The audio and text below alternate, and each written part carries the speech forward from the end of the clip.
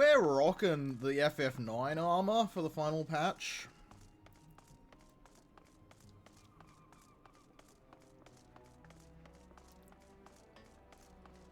Actually, I need to get rid of these earrings one moment.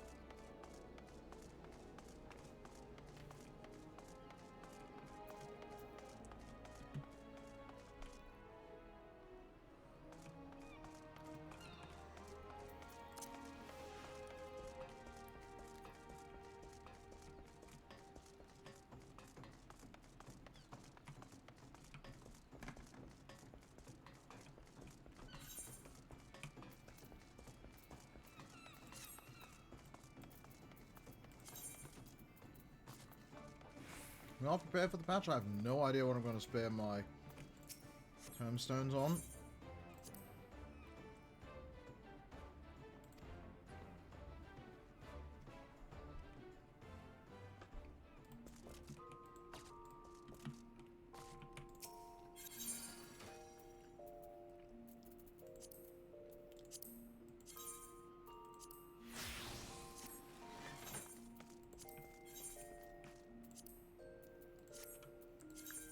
Alright. Yeah, that's under 1,000. We'll just ban the money.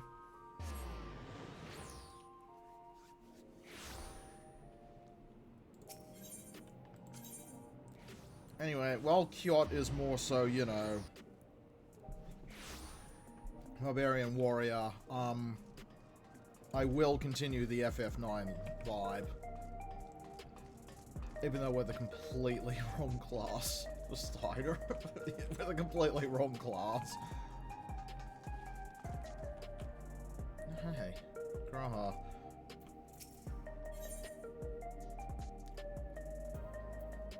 No. Lobster bisque.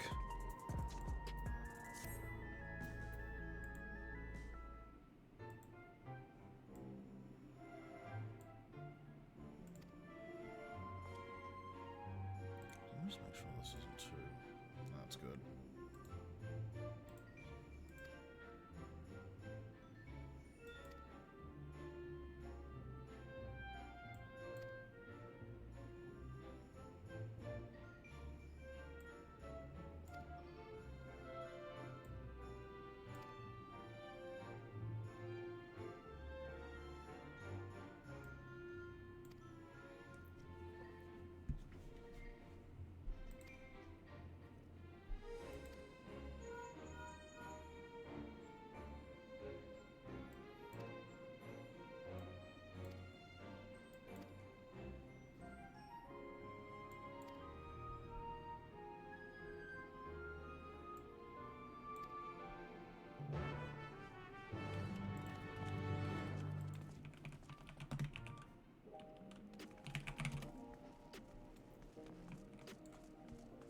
Unfortunately, the thing I'm looking most forward to in this patch isn't live yet.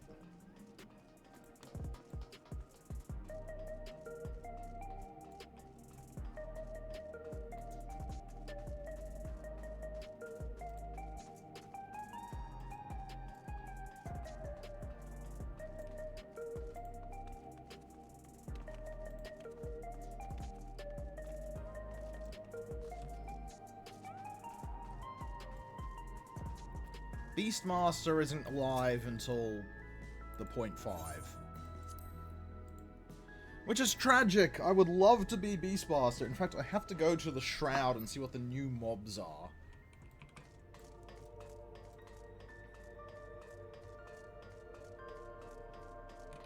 Because that was a suspicious patch note they had. Just new mobs in the Shroud.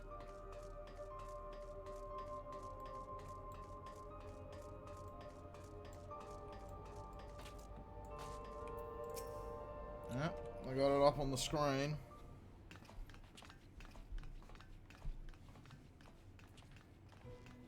Ah, you're just in time for a progress report. The decryption is finally complete. As we suspected, the data represents a partial record of Preservation's research documents. A quick scan of the files, however, failed to turn up the information Y'shtola was after.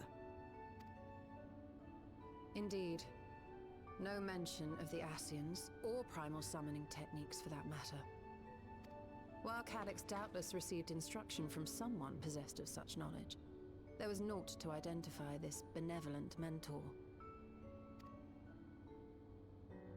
I am, however, pleased to say that we found several reports concerning the key.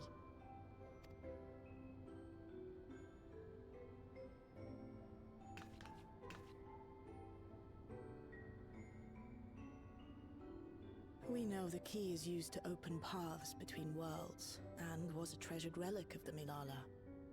And just as the Milala were unable to return after reaching the Mist Continent, so too was Preservation unable to gain a mastery of the prize which had passed into their possession. The data suggests that a particular formula or procedure is required. A process which Calyx appears to have understood to some degree.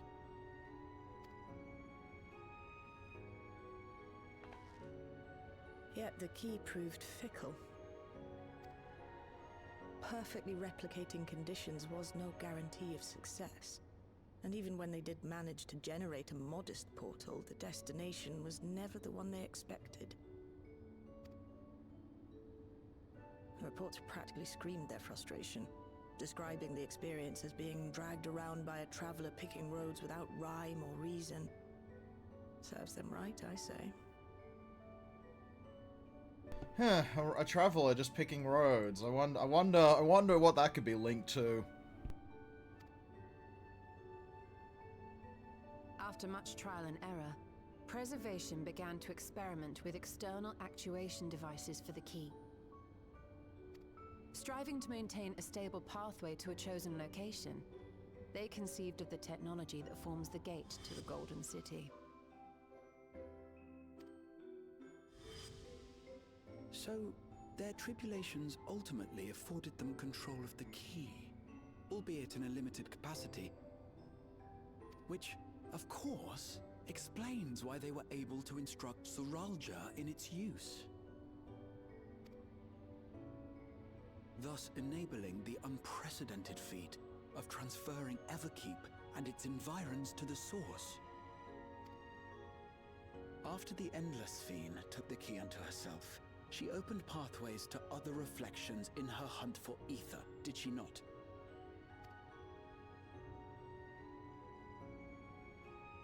The Milala merely used it to facilitate their exodus. To think what the key has now wrought in different hands. For all we know, the actuation device augmented the key's power beyond its intended scope. Were your goal to plunder whole worlds of their ether, a tool designed to simply transfer people would likely be insufficient.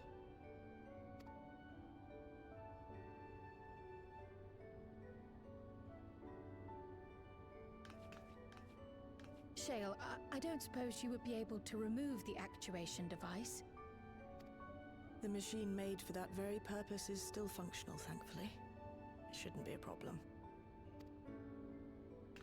What do you think? We don't even know how the key works. If the device is somehow interfering or amplifying its capabilities, I believe we ought to remove it.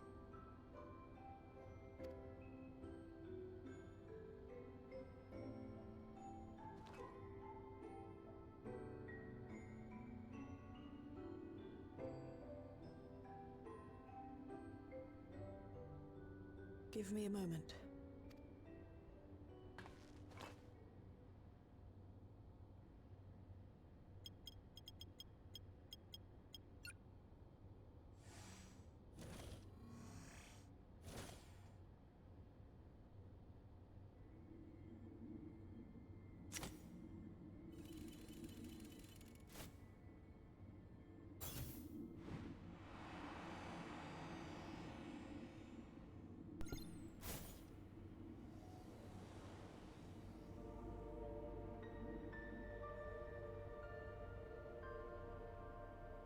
That's Amarok.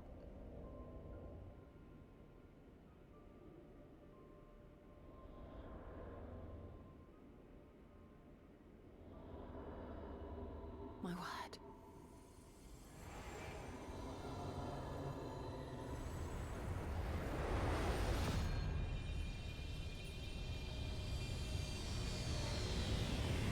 Ishtola? This is the first time I've beheld the key in all its unobscured glory. The sheer density is extraordinary. 'Tis akin to the structures we saw beneath the Tempest.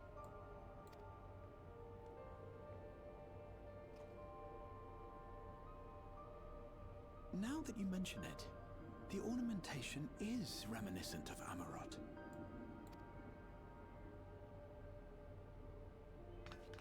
Have you noticed anything since the key has been in your possession?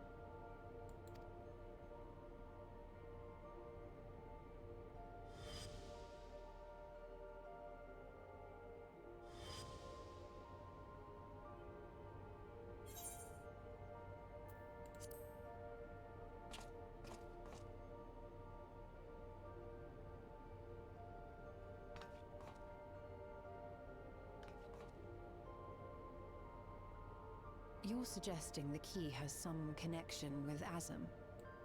A plausible theory, although one we are yet unequipped to prove. Just give it over to me in this state, that'll prove it. My apologies.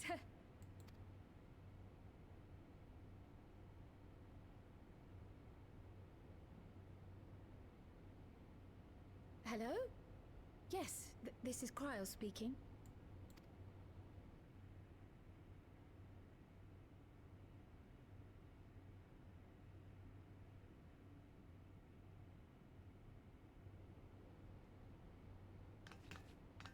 That was Ojika with a message for us. An urgent matter? I'm not altogether sure. Tataru requires our counsel, and hoped to call upon us in person at the Baldessian Annex.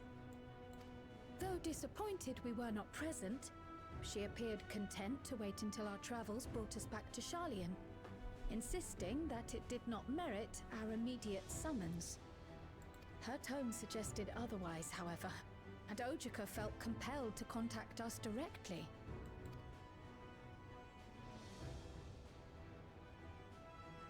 Mayhap the time has come for another journey across the salt.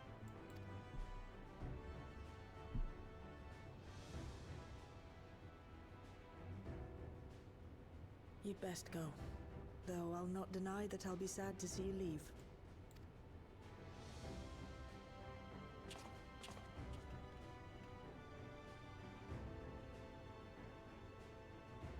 Oh, Shale. I can't even begin to thank you for all you've done. We will be forever indebted to you and your Oblivion colleagues. The debt is ours. We'll never forget the sacrifices you've made for us, for Alexandria. In the meantime, I shall keep sifting through the data. You'll hear as soon as I find anything of note. Actually, I should like to stay here a little longer, if you don't mind. You are most welcome.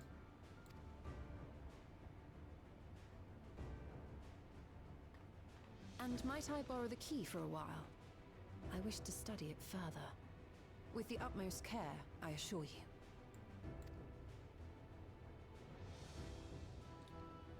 Well then, shall we be off? Ojika will be expecting us.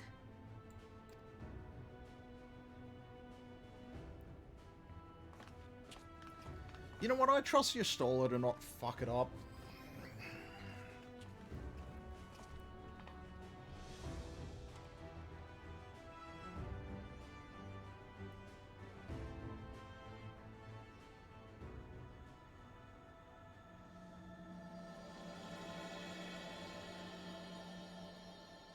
Obviously, the next expansion has been revealed, so we know what's coming.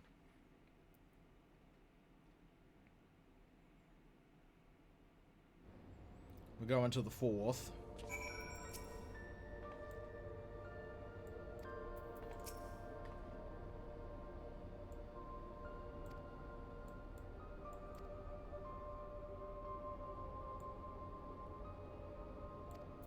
Oh, more files are available. Hold on, let's quickly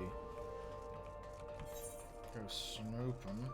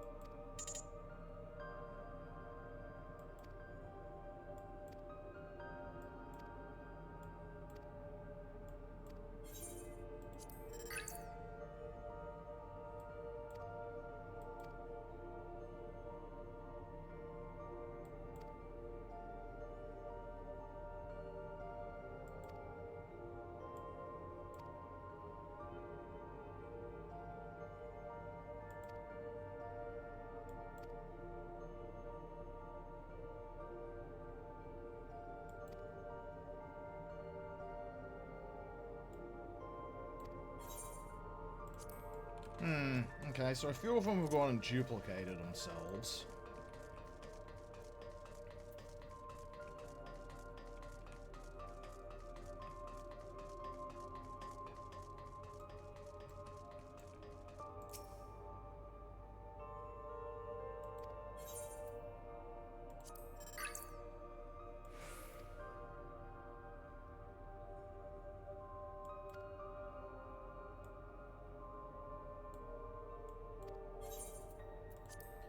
Yeah, so they're always planning on using the other reflections.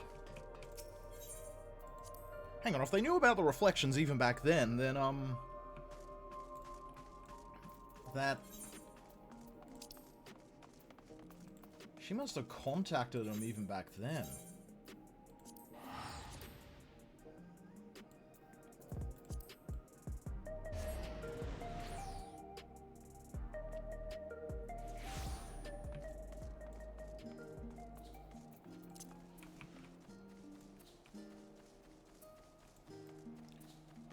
Good old Charlayan. I do hope they do open up Charlayan housing one day.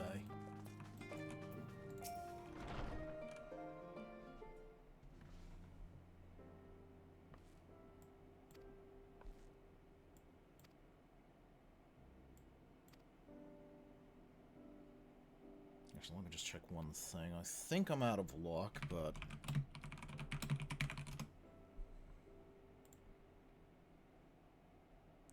Oh, all crystals congested again. Okay.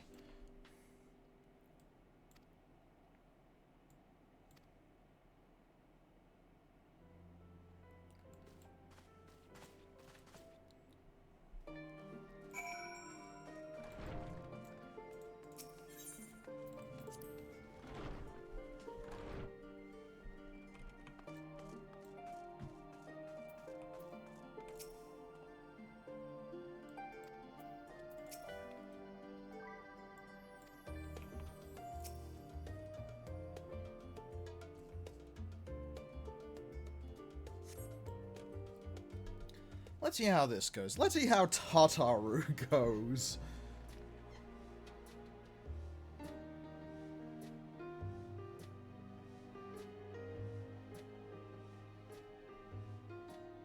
Planning your next journey? Oh no, just reminiscing.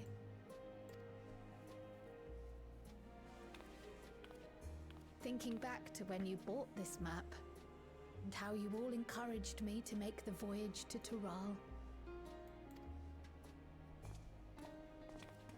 Are you glad you did? As if you need ask.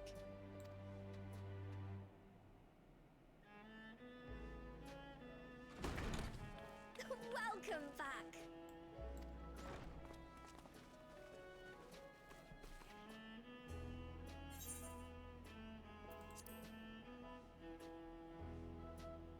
I'm so glad you're here. Ojika contacted us.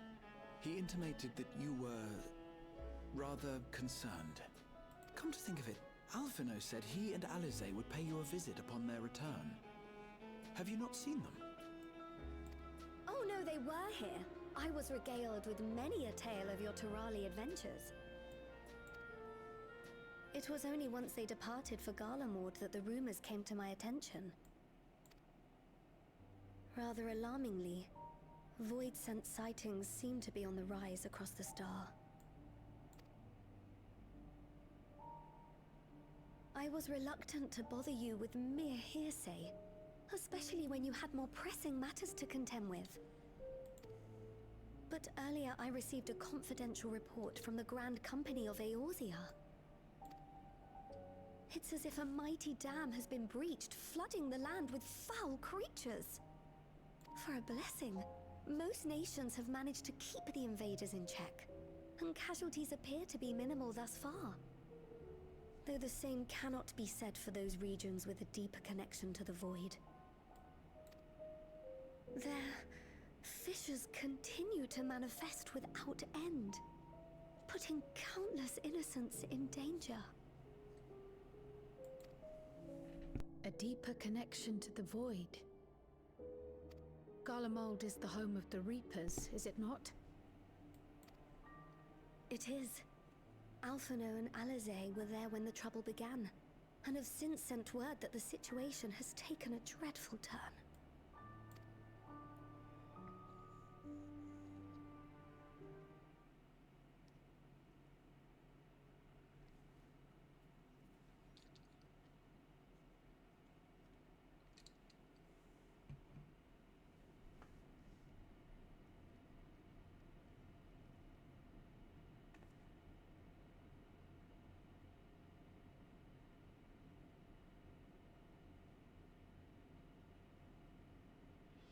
Thus concludes the abridged account of our time in Tural.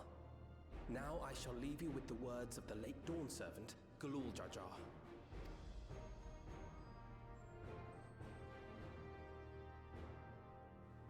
Ignorance begets strife. Understanding begets fellowship. A notion that rings true for Eorzeans no less than it does for the diverse peoples of Tuliolol. And for Garleans as well. Even sharing something as simple as a local dish can pave avenues of understanding. It's up to all of us to forge new bonds, together.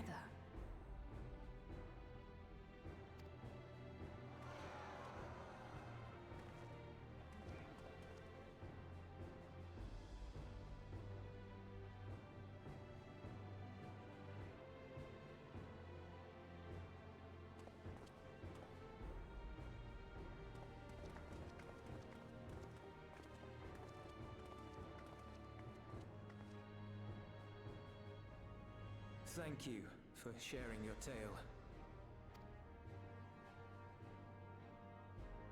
Better they hear it firsthand than endure my clumsy retelling. Your words give me hope that we might achieve something similar here in Garlemald. We all have the capacity to affect change. Our time in Tural taught us that much. And now that we've returned, it's time we rolled up our sleeves and got back to work. I've already sent missives to the other nations, informing them of our Alexandrian friends. I also intend to notify the Garlean community officially. If both sides are amenable to the proposition, we shall gladly assist in establishing diplomatic relations with Alexandria and Tuliolol.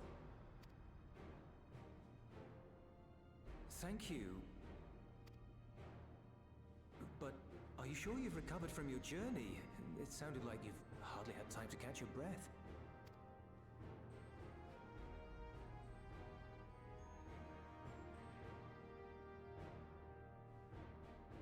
Sir!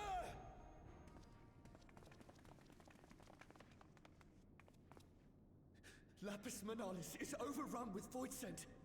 We've sustained heavy civilian casualties. What?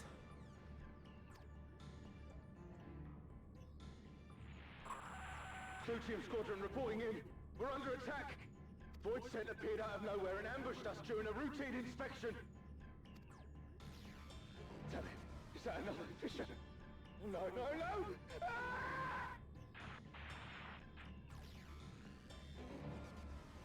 My comrades are under attack. We have to do something. There's no time to lose! Come on!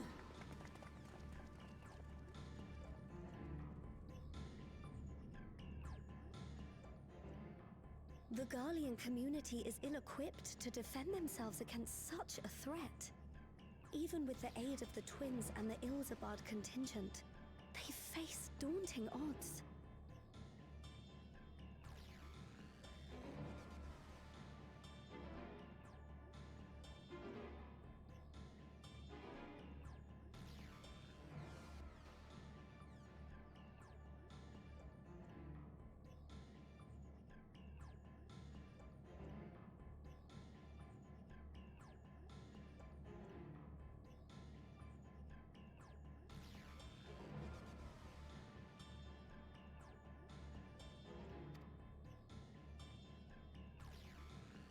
We shall leave for Garlemald immediately.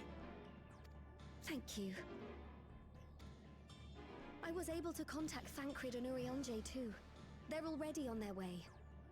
With any luck, you'll be able to rendezvous with them on arrival.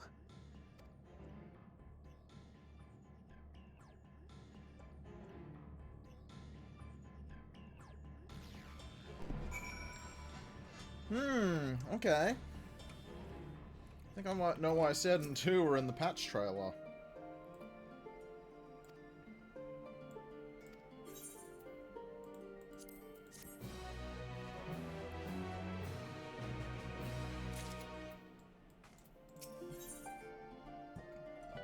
Oh.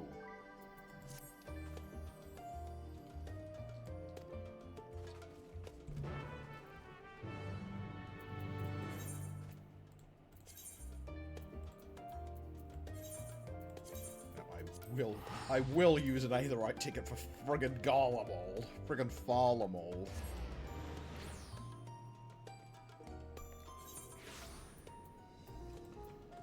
Oh, gonna be good for hunts this week, though. Garlemald will have, multiple...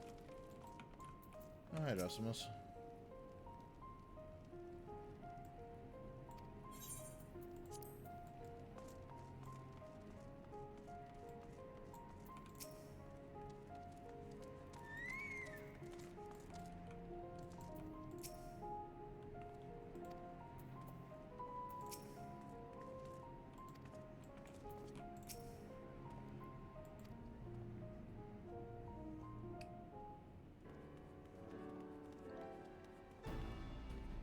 Graha, you are not dressed.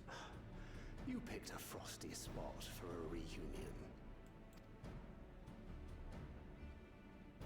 Tataru sent word that you were coming. Full glad am I to see you all. Though I'm afraid this is no time for pleasantries. Planar fissures have opened up across Garlemald, inundating the region with void scent. As far as we can ascertain, there are 2 focal points of their assault. The Ilzabard contingent are combating the threat in Lapis Manalis. Although they have suffered casualties, they appear to have the upper hand. As well they should. The many talented Uldan thaumaturges among them should be more than capable of closing any fissures they encounter.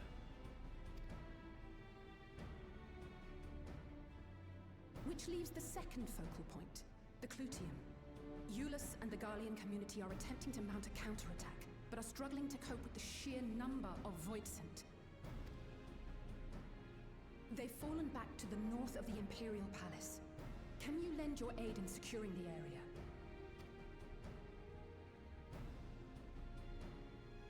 With your blessing, I would tend to the wounded returning from battle. Of course, Kryl. Thank you. The quickest route from here to the front is via the train tracks. Once we arrive, we can support the Garlean forces as we make for the fissure in the munitions factory.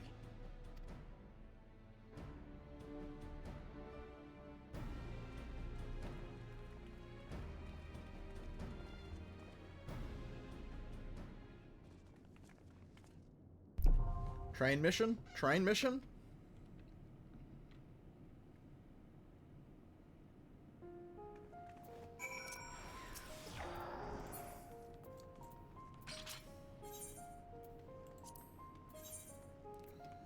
Alright, we want Graha, we want...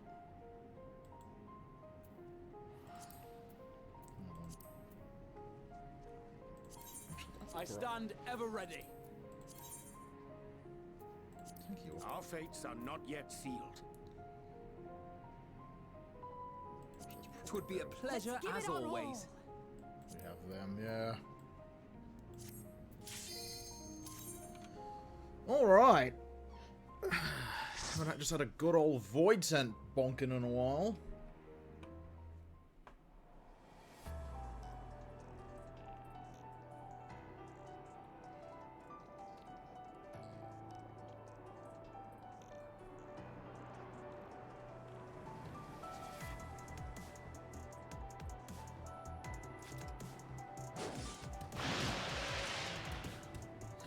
That's new.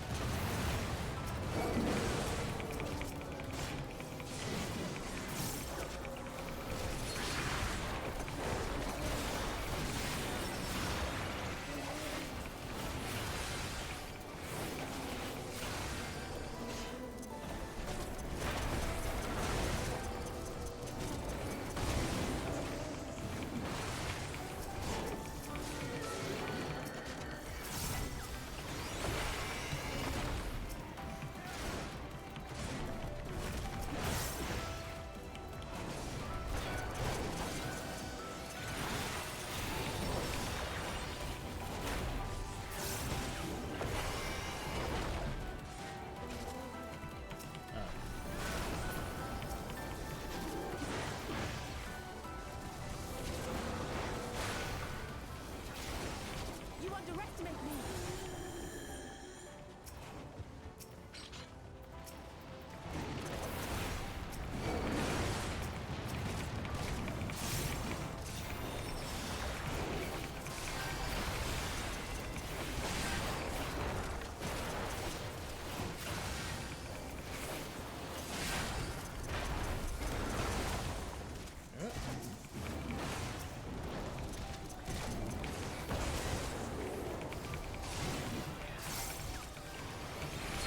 Seem a bit better at taking out the packs than normal.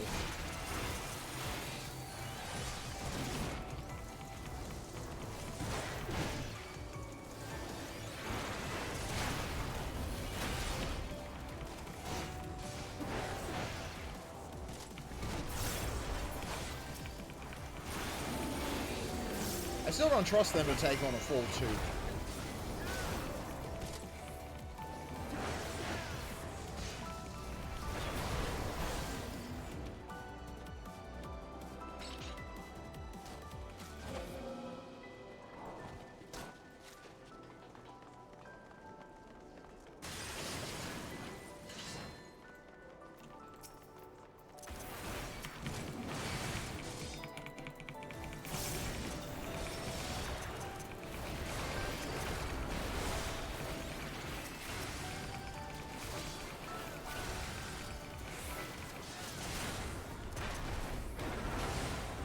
Yeah, I was going to say, we saw Zero in the trailer, which raises a question of what she was doing, and I think I see something's going on in Void, evidently.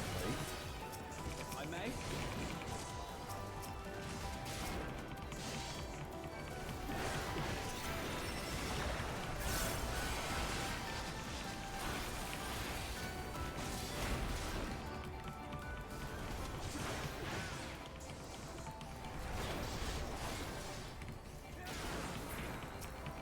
Our new Asian is up to something.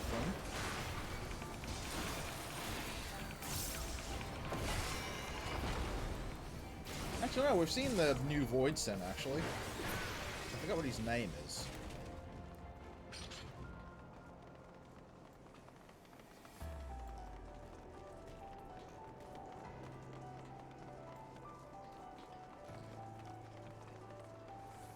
You're a sight for sore eyes.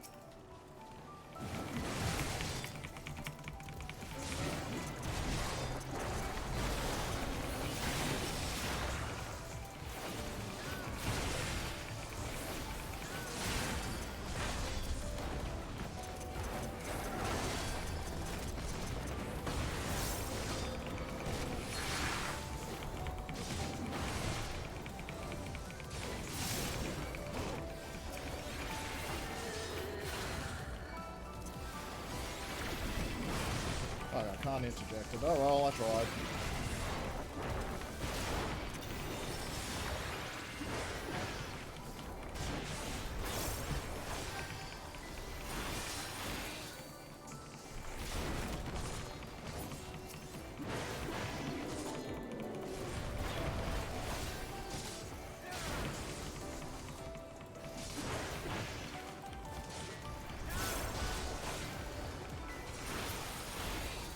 Appreciate the help.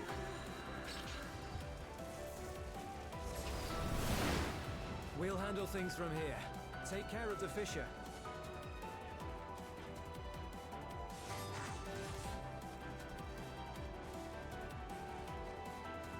This is a lad.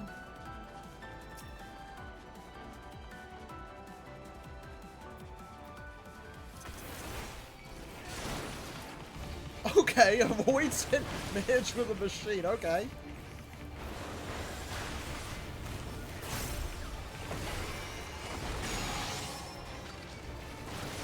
Are you all right?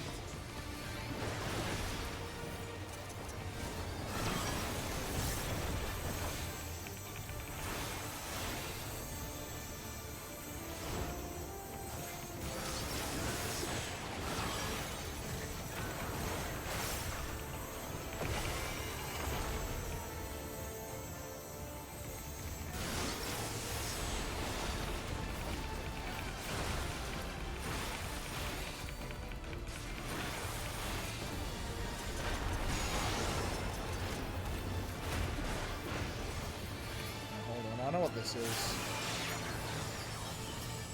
Wait for it. Oh, there it is. Wait for it, wait for it.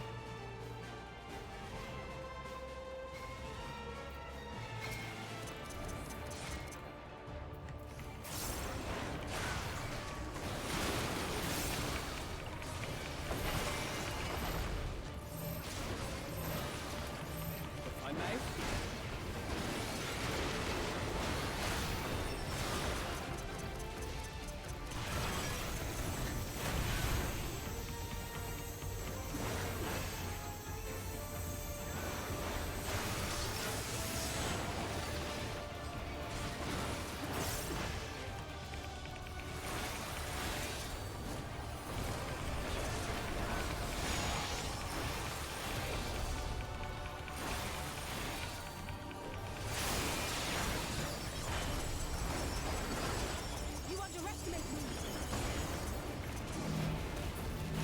That's fine.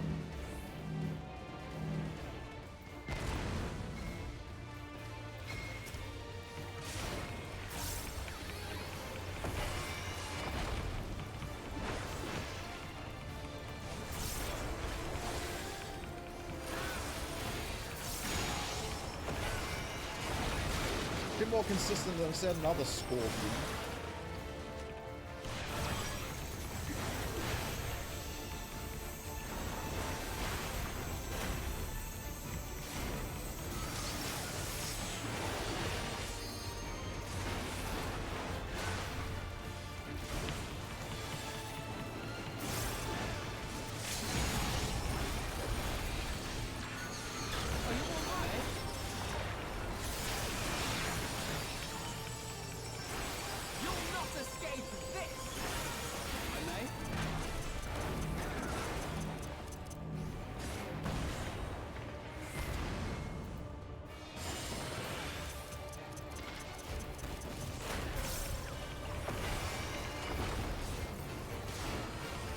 That's fine.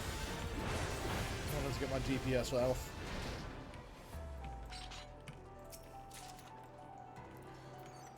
Miser of Maiming. What have we got? Oh, okay, okay, okay.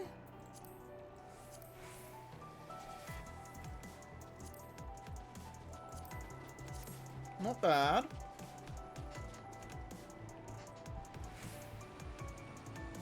I don't have a maiming class. Oh. Shit's a bit cooked out here.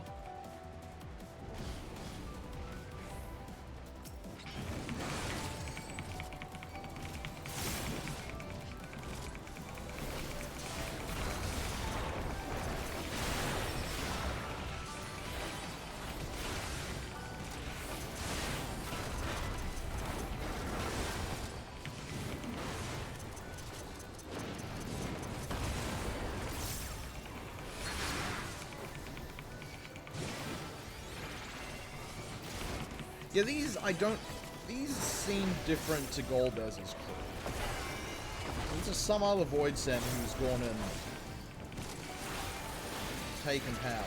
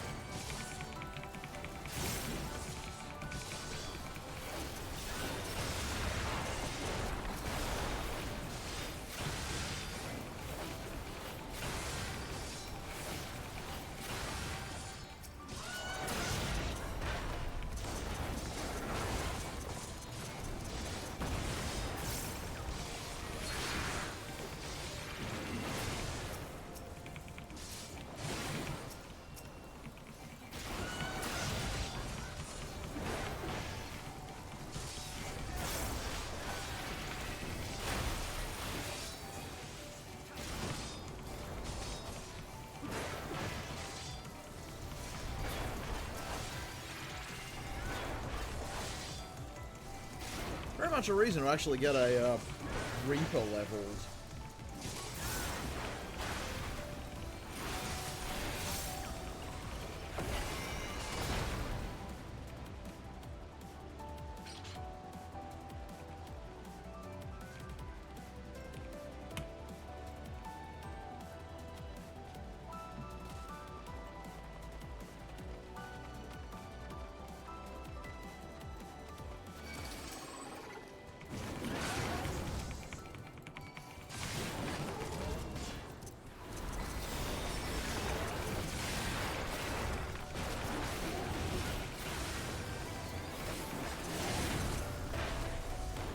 This is a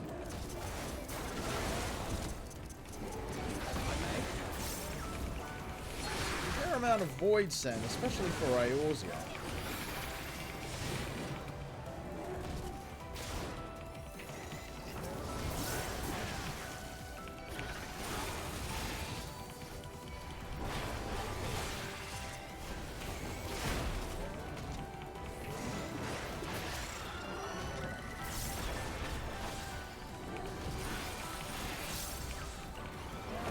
Gridania's having problems as well, given they mentioned areas that are more susceptible to void.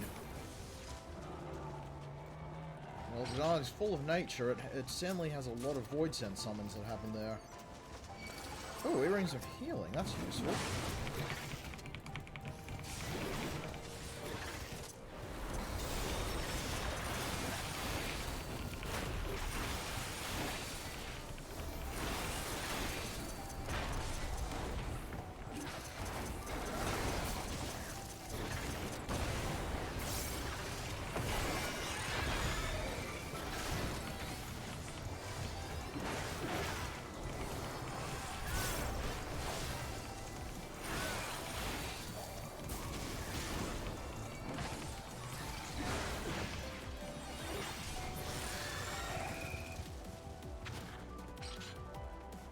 I think we're going to be fighting one of the Arachne.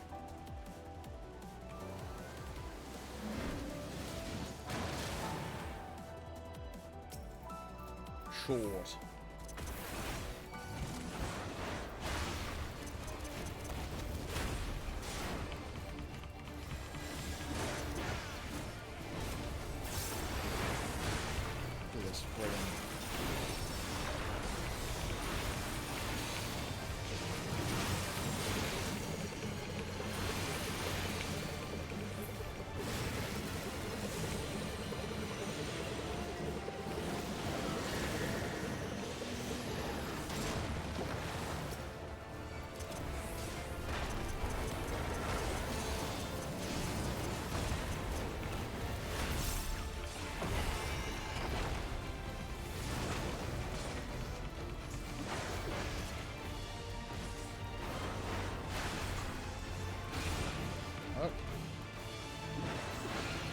Okay, we're gonna have to be doing one of these, that's fine.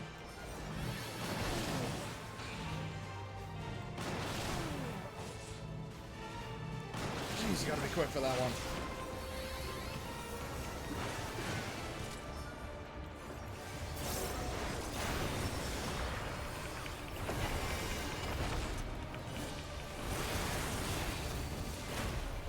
I'm gonna wait for him to do his spin again before I pop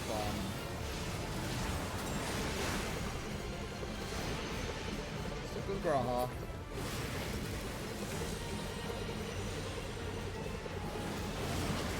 Come on.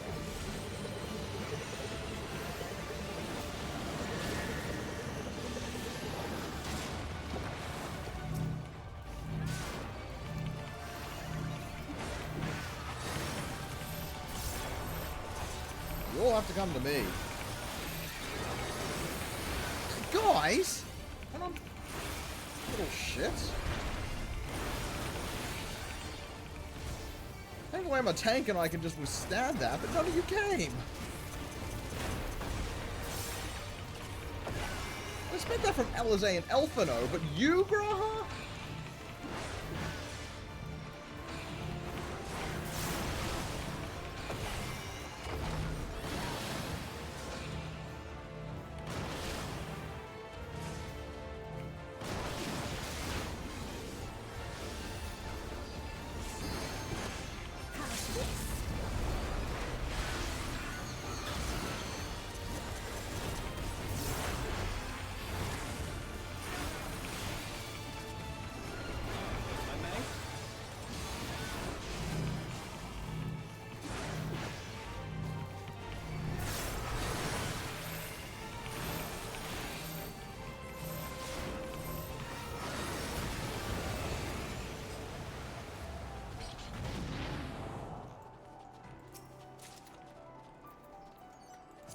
Claws of healing, huh? I do need... Those aren't really claws. Actually, I do need more healing. So I'm not going to say more. No. Oh! These are fun.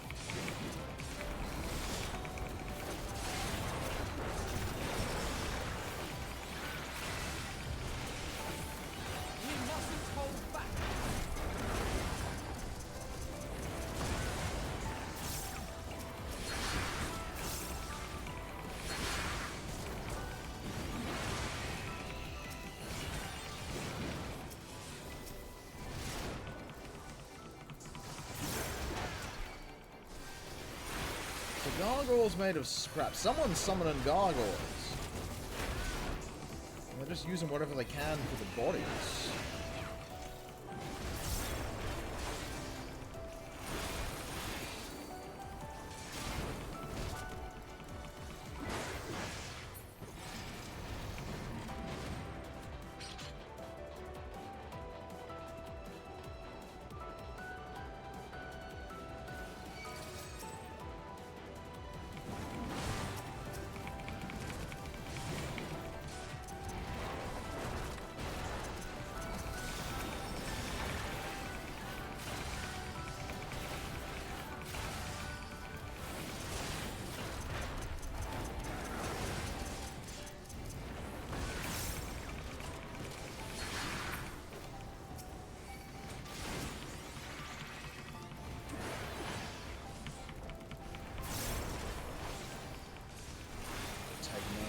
One they were targeting. It looks like, yeah, the blue bloss.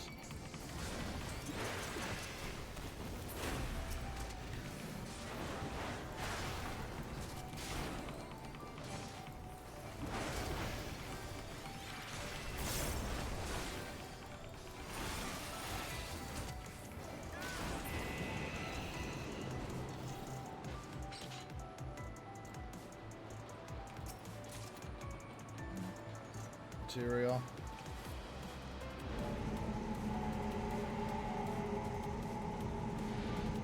Oh, that's a lot.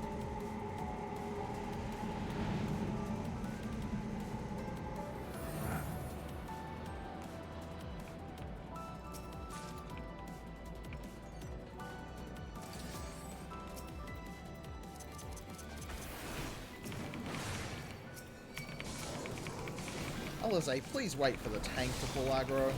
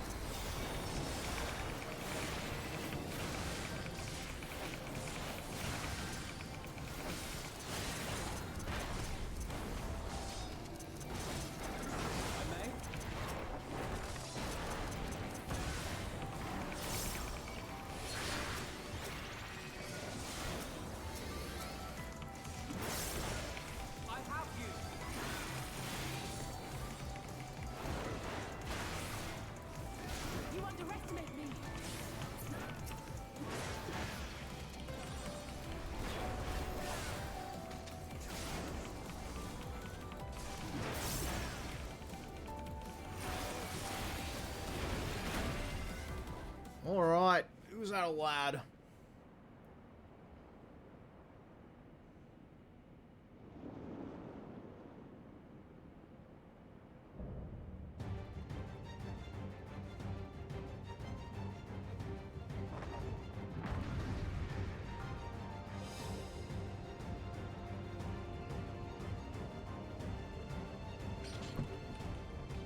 Melphus, huh? The, one of the Ars Goetica.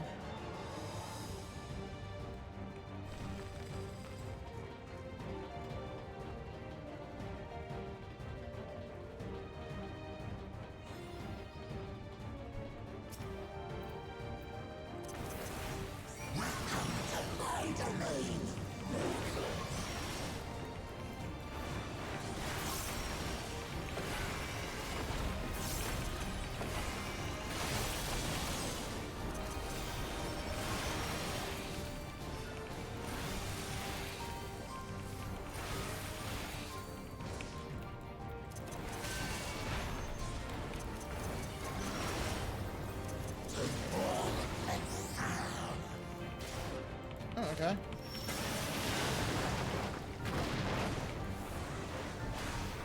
Carry out my will.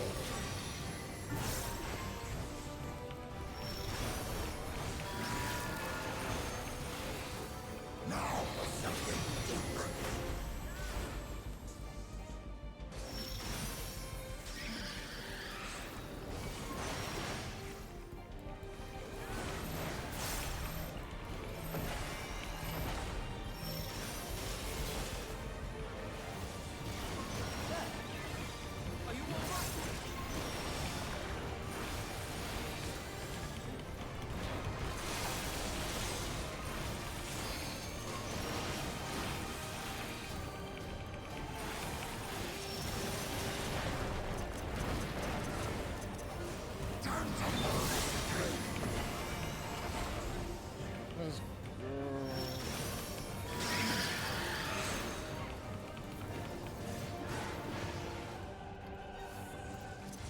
Raha was got too.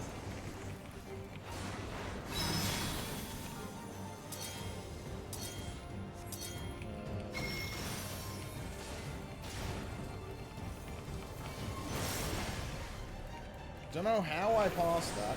Oh, hello, that's fine. Don't know one of these in a while.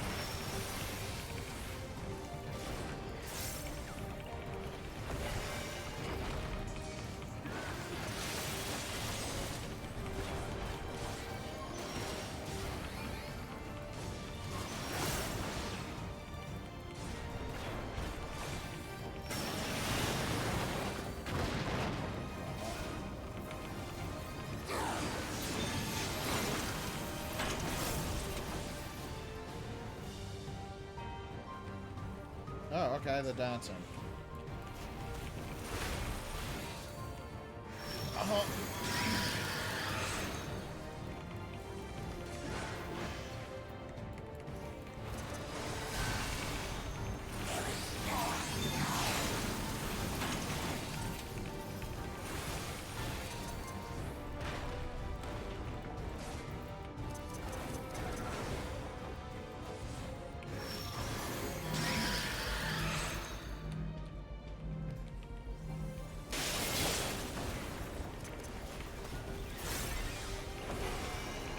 Here.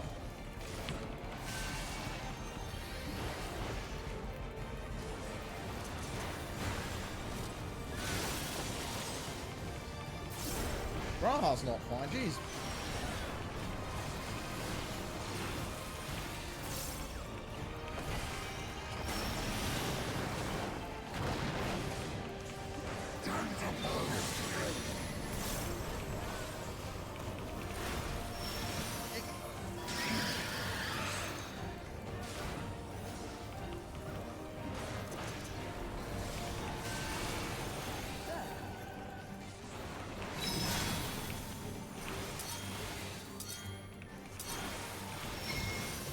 I don't know how that works.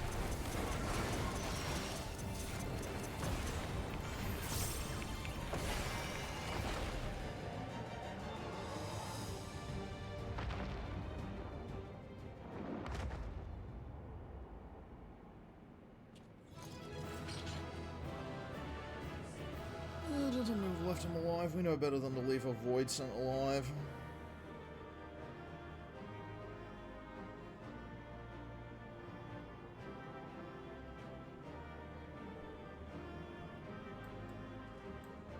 Actually, goddamn Melphus of all people. Code of casting, huh? What's the code look like? Is that from elsewhere? I'm not sure.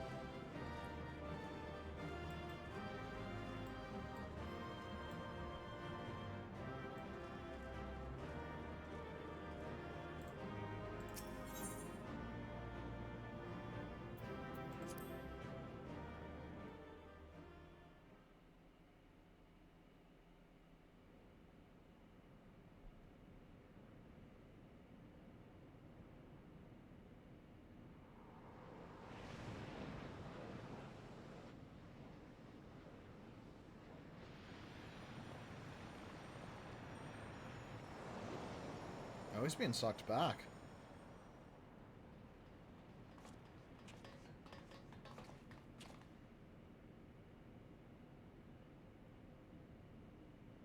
I think that's all of them.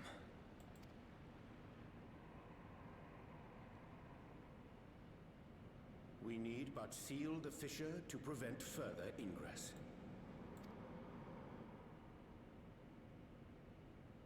It's over. I can only imagine the extent of the damage were it not for your aid. On behalf of the Garlean community, I thank you for all you've done for my people, for my home.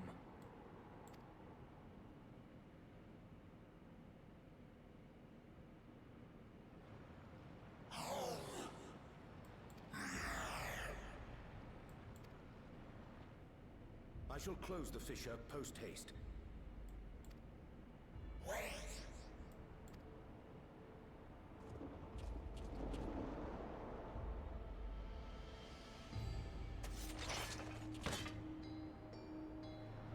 If you do that, I will be trapped here.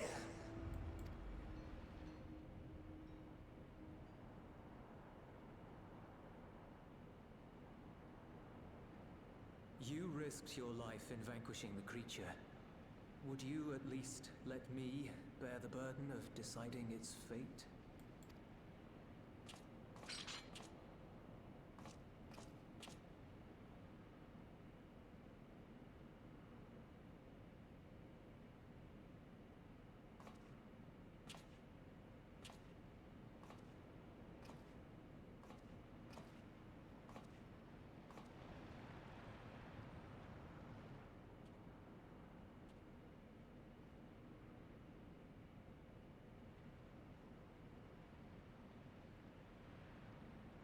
You want to go back? To the void?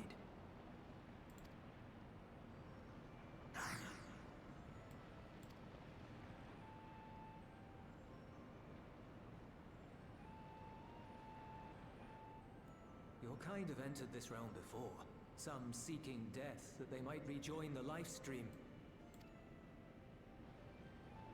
But you would choose that dark, deathless place?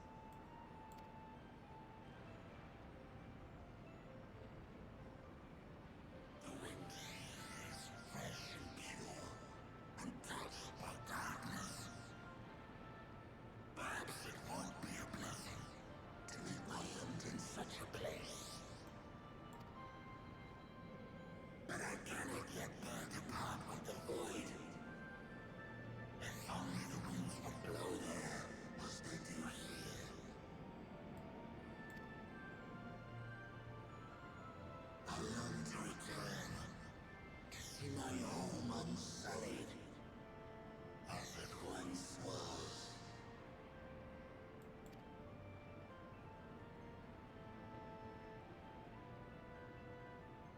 We know that pain all too well.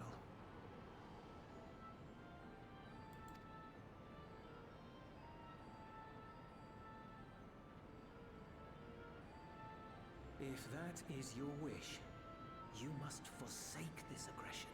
Go back to the void and devote yourself to its restoration.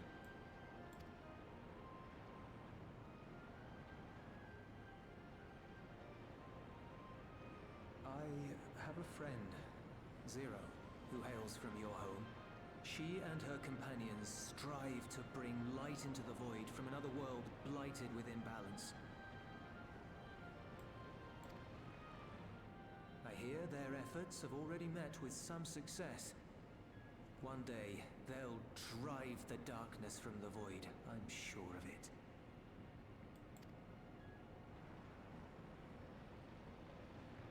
This form is imbued with the will of all those I consumed. We shall return to our world and seek out this Zero. Then we shall see if there is truth in your words. She won't disappoint you. That much I guarantee.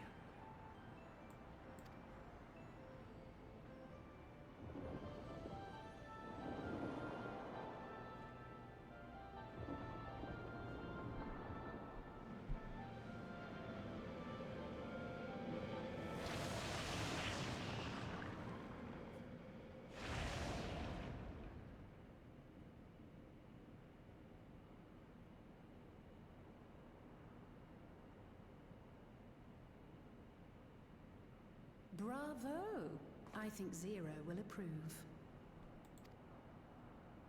Oh, Oh, jealous. Indeed, that was truly heartening to see.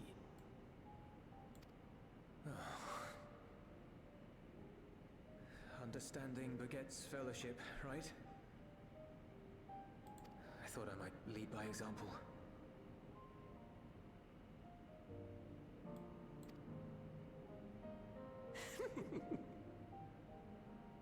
Well then, shall we head back?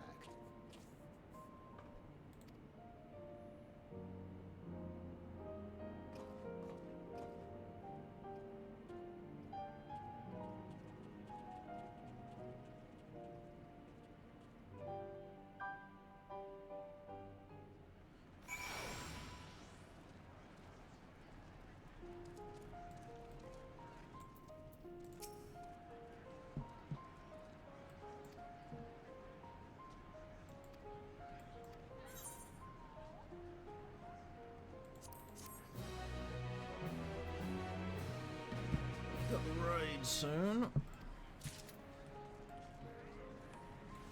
Yep, someone's got the Sphene outfit.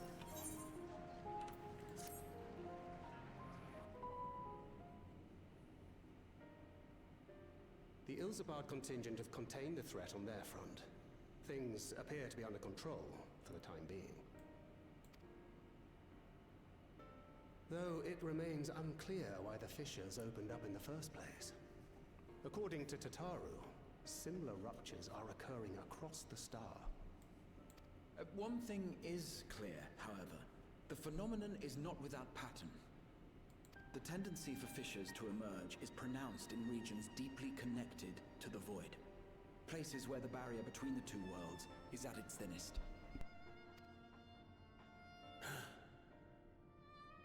I fear there may be a place in far greater peril than Garlemald. Though it hath since been sealed, you will recall there is a great void gate that we ourselves had cause to open. A gate which was instrumental in our bid to reunite Vritra with his sister and put an end to Golbez's dark plot. Oh gods. The moon. Oh. Oh. With our attention fixed upon planar fissures, I failed to consider this vulnerability. All other paths unto the void are but pinpricks in the veil compared to that great lunar rift. And that rift might be yawning open as we speak. We'd better hurry. Let us make for Best Ways Burrow. I dare say the Loporrits are well aware of current events. We ought to have Kryl join us once she finishes tending to the wounded. I shall likewise contact Y'shtola. Her knowledge of the moon's void gate is second to none. Alphino, Alize, please do what you must to keep our world safe. We'll be back before you know it.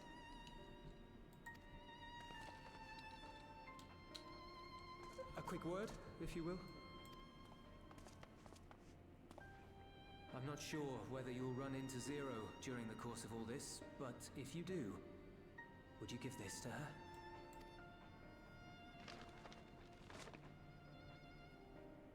Emergency rations, in case of a protracted battle. Can't imagine she's eating all that well in the void. She likes dumplings. Oh, Julius.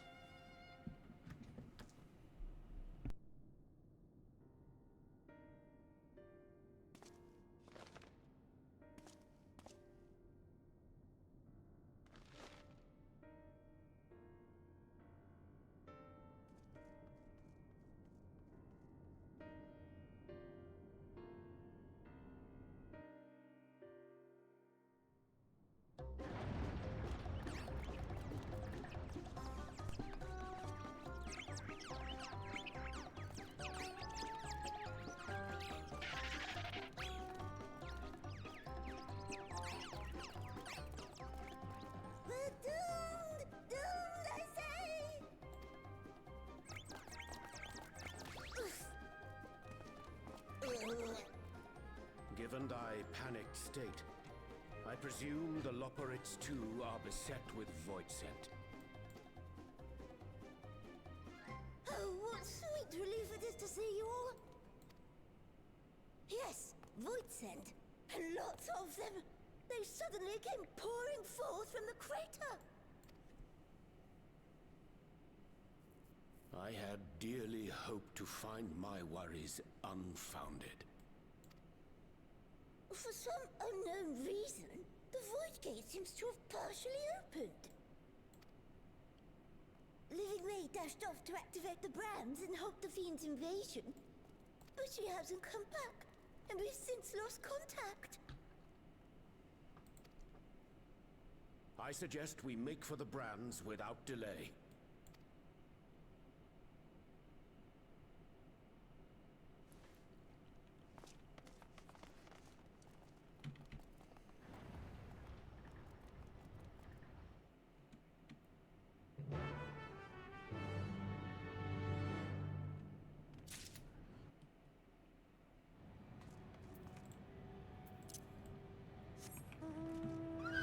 Good to be back on the moon. Still one of the most beautiful places in the game.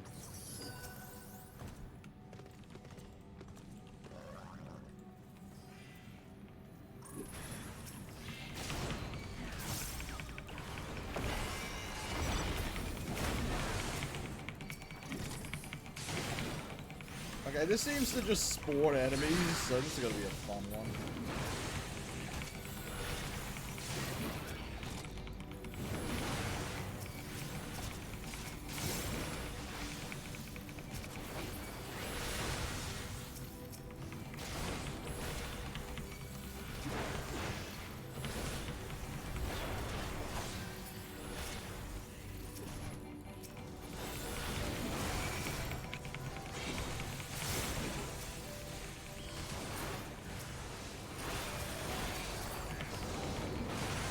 Let's just clear this up so I can deal with frickin' FBC.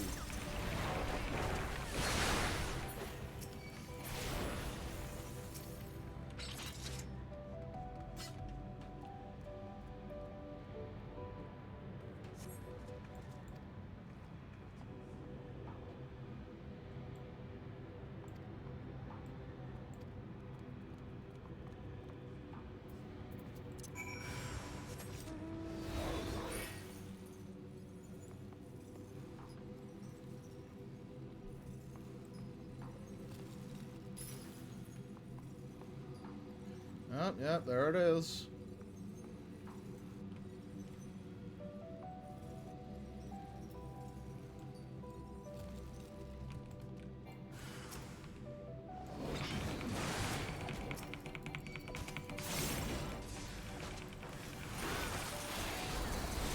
Oh my god, look at how many there are. Okay, let's just... let's just do that. That'll do.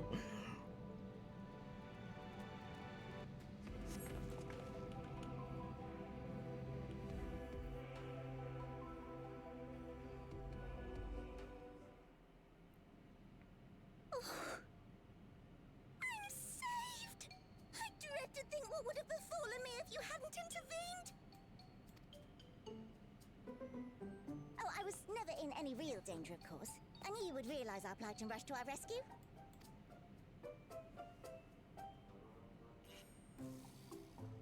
Etheris is likewise plagued with void scent. If only we'd prioritized further development of the void scent slaughter bots, we could have stemmed the tide ourselves. Oh, what a tremendous demonstration that would have been! Irrefutable proof that I was mankind's staunchest ally and the greatest lubberate to ever live! I can practically taste the praise.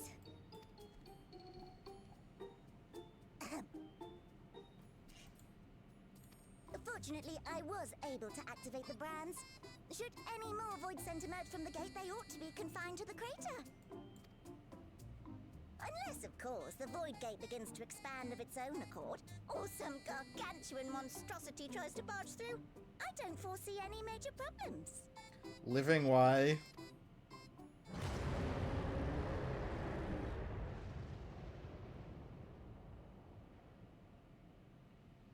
Oh, nope. We're doomed. There you are.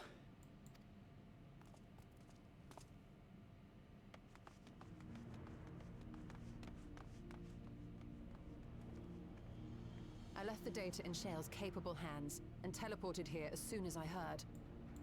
And ere you ask, I made sure to bring the key with me.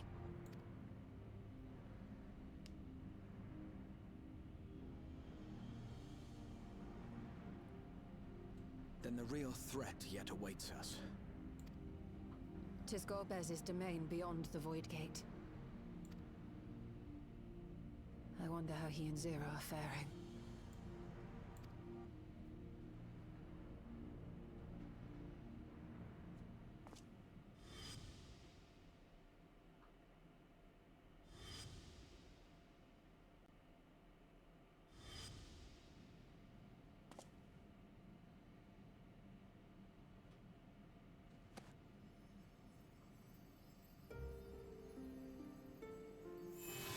No?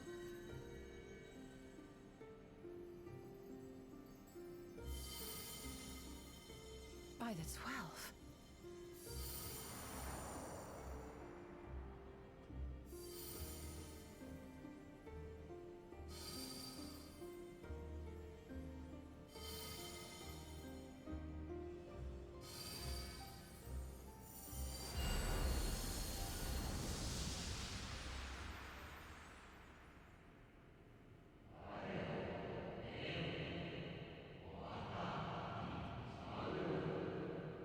ethos.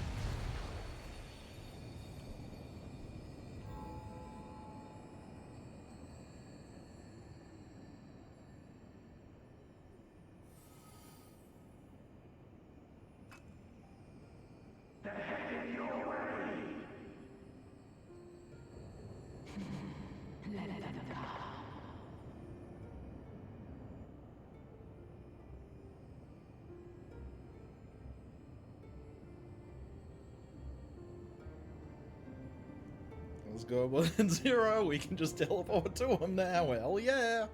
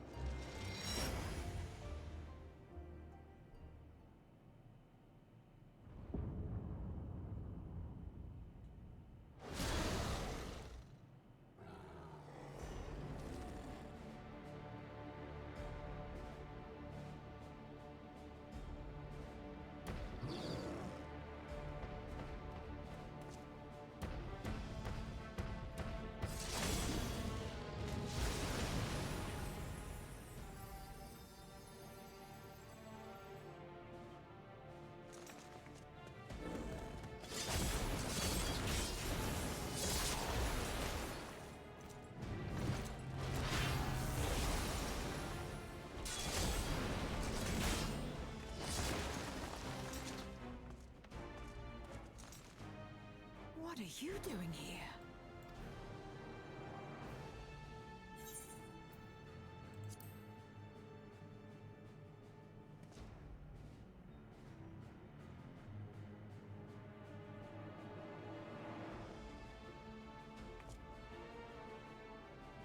Only you could be so carefree amidst all this.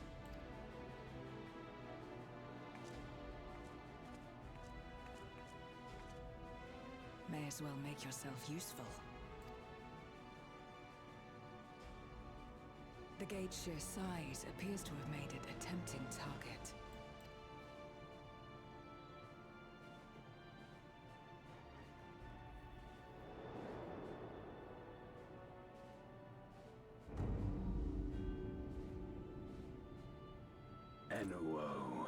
A dread void scent risen from the benighted depths of the ocean.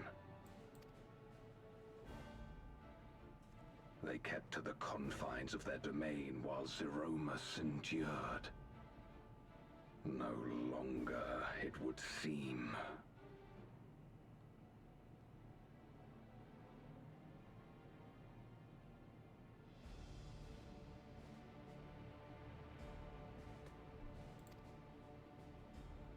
And once they had discovered a path to the Red Moon, they wasted no time in making the journey.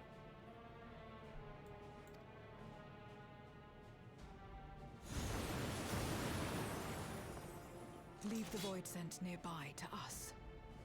You take care of NOO.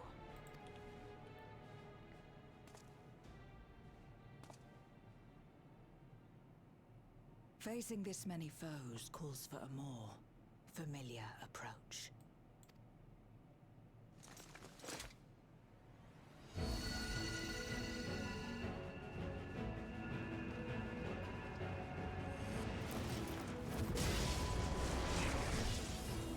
Yo, class shift.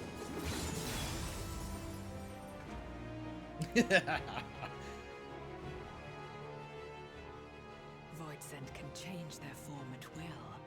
Both light and darkness are mine to wield. Besides, what better to purge darkness from the void than darkness itself?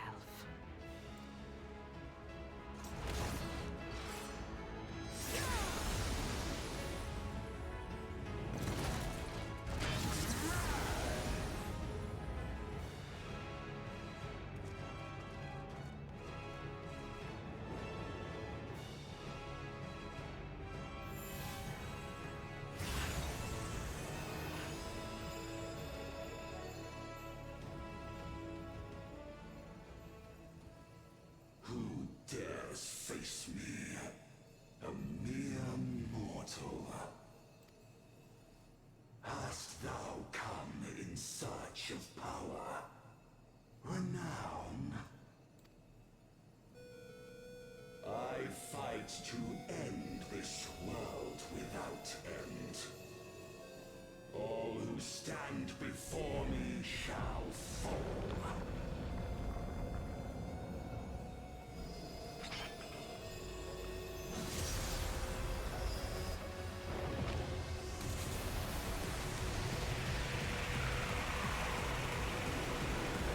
He's a powerful lad.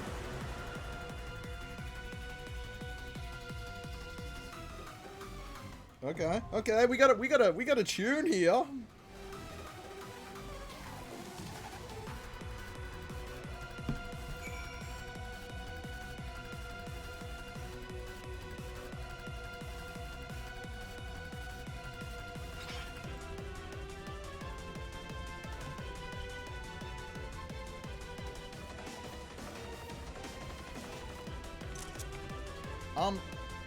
So apparently all I knew over here is a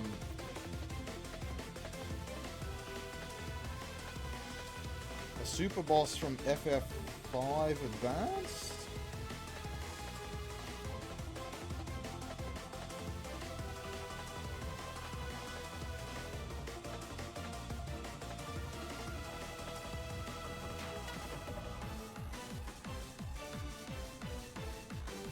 Oh, so he's a scrapped boss from FF.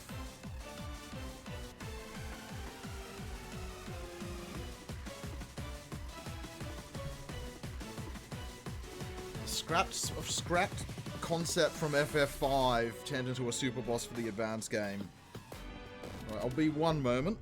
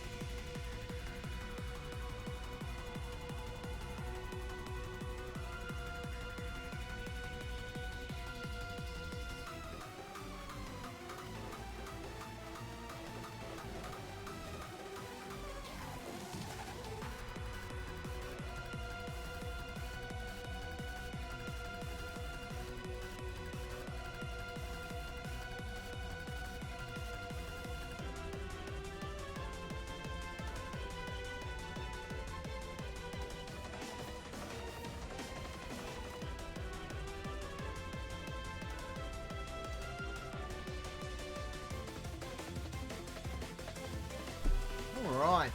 Now, I've not ever fought anyone. I've not played Final Fantasy V Advanced, so...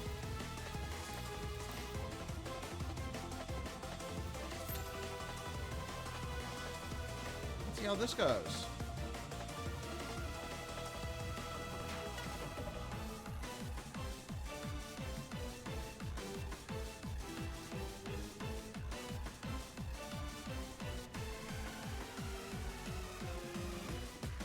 Scrapped boss heavily associated with the void.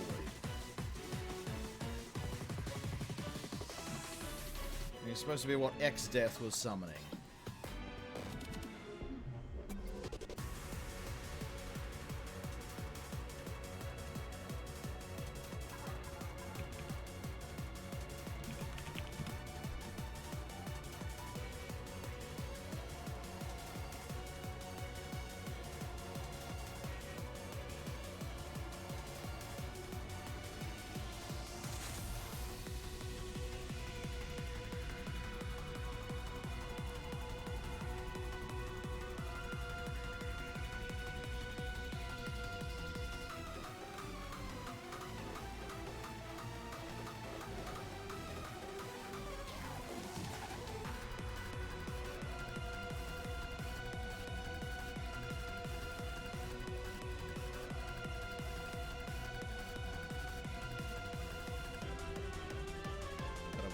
Good tune going.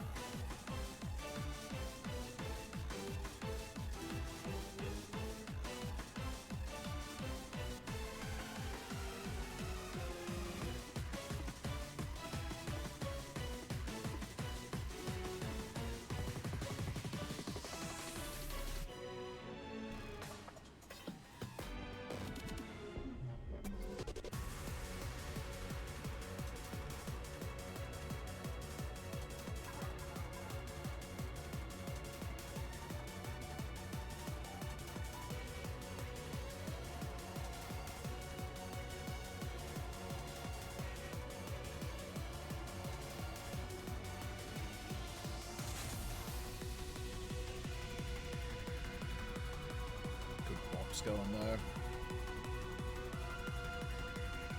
I was like, while we wait, let's see what Wall breaker, okay.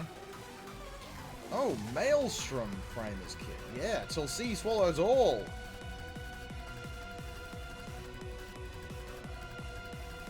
Oh, conductors from PvP.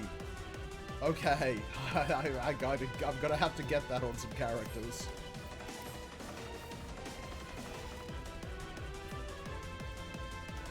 I don't think... Oh no, we do have that. Okay, I'm probably not gonna do the Allied raid today. I'll save that for another day.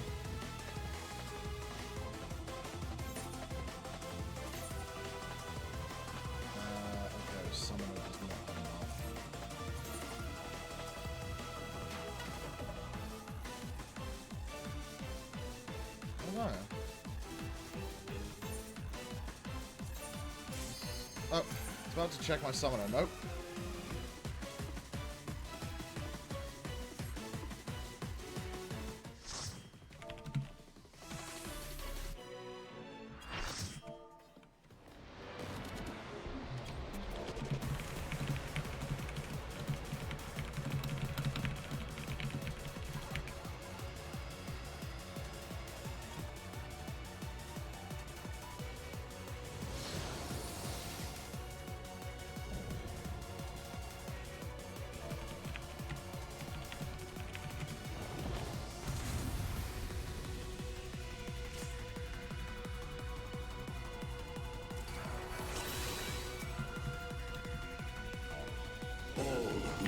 Okay, no. He's establishing.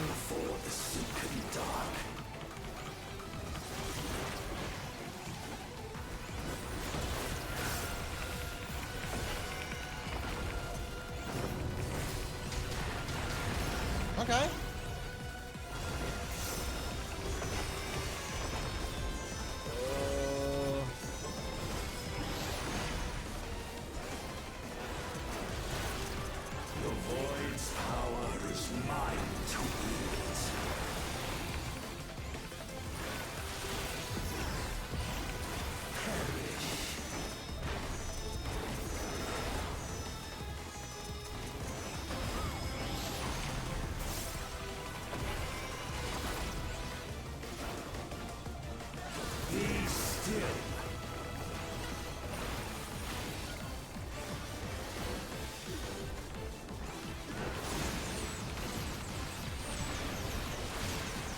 Jeez, okay, those are quick.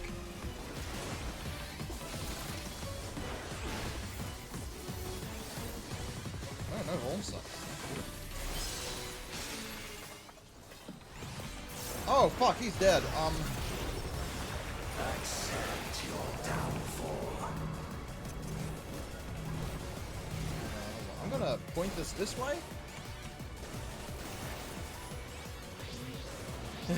Listen, I'm trying to get this away. Let's try to run this backwards. Okay, okay, okay, cool. Running around the edge.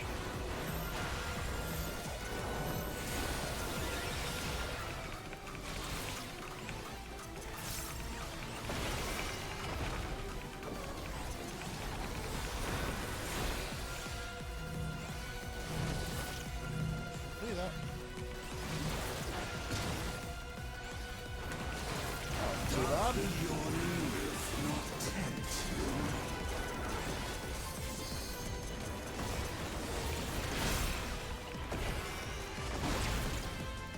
Oh, jeez, okay, that's quick.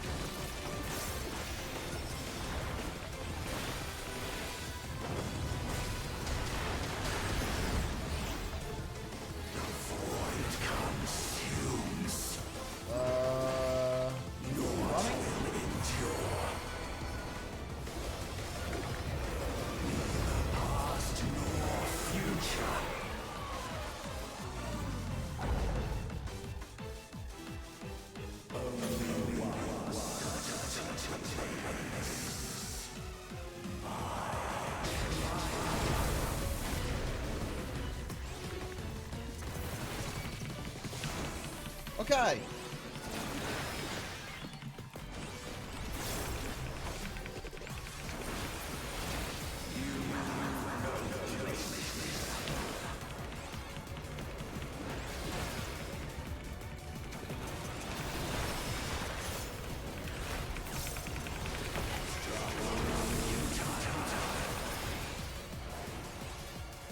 So you take out big. Oh. Let the light guide you. You must break free. Over it.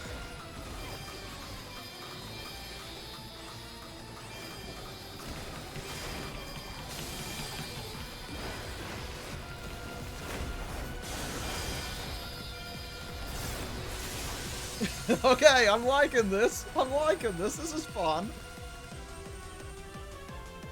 The extreme's gonna be goddamn insane. The underlings are no more.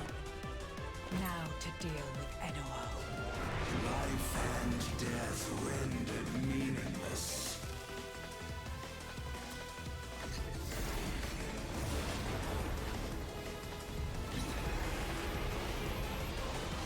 Oh, we get in a full cutscene. Light, protect us. I will not yield my domain. Yo! Yo! Such is the power of the void.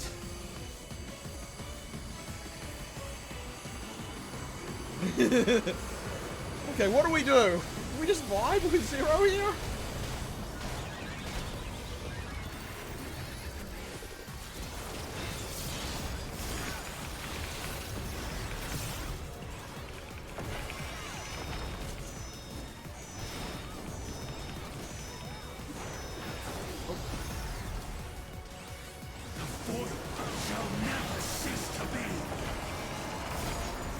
I got no idea what's going on.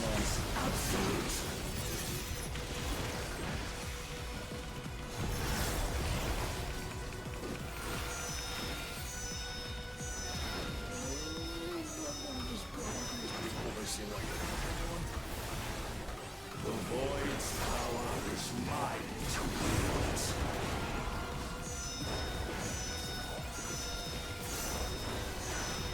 You know what? Zero seems like she knows what she's doing. I'll follow her. Thus did all light be ceased to be. Shake it off.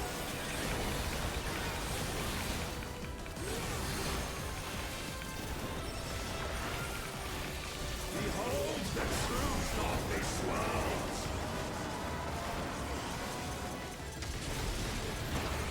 Damn, okay. This is gonna be fun on extreme.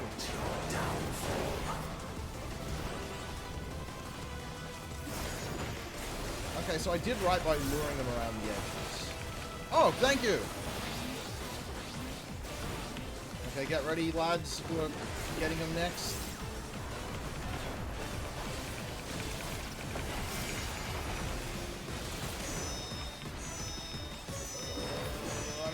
Come this way. Oh no, Neo! You come this way.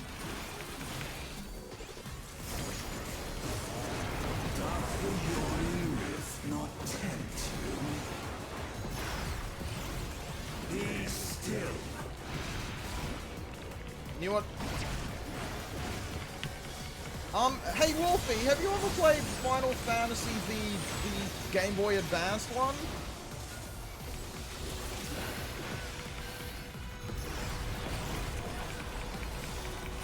Yeah, so this boss was a scrapped one from FF5, who's mentioned in some of the game stuff, but...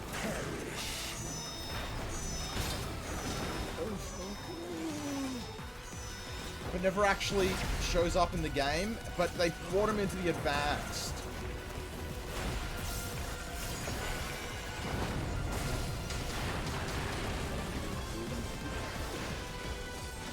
Doth the yawning rift not tempt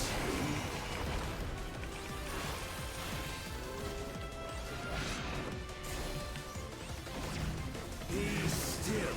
You know what? He's fine.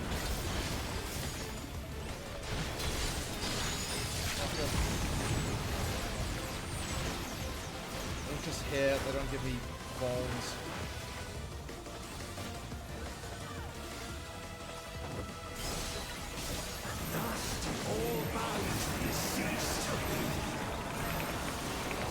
Shake it off.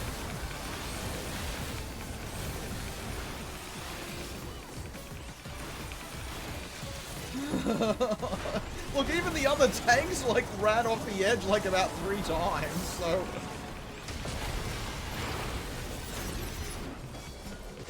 I thought Warrior was supposed to be the off-tank next expansion, and yet...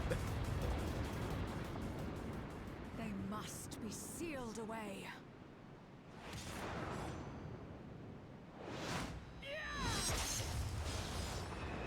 Yo, Zero!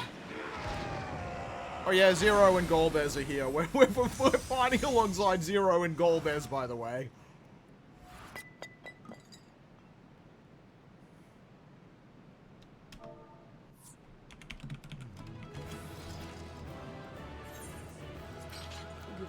The poor other tank god.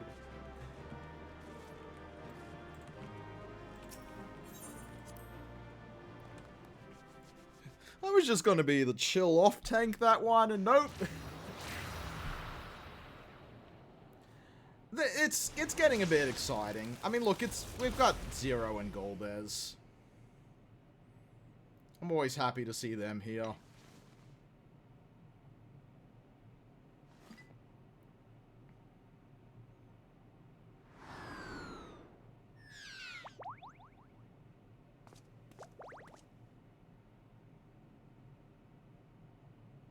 I'm glad you came.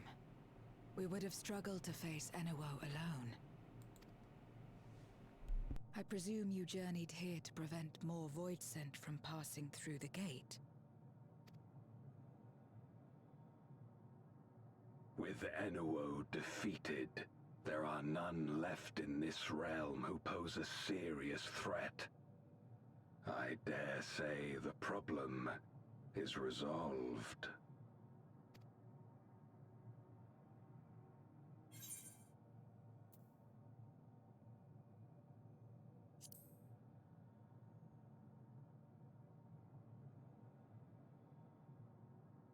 Nothing comes to mind. Why'd you ask?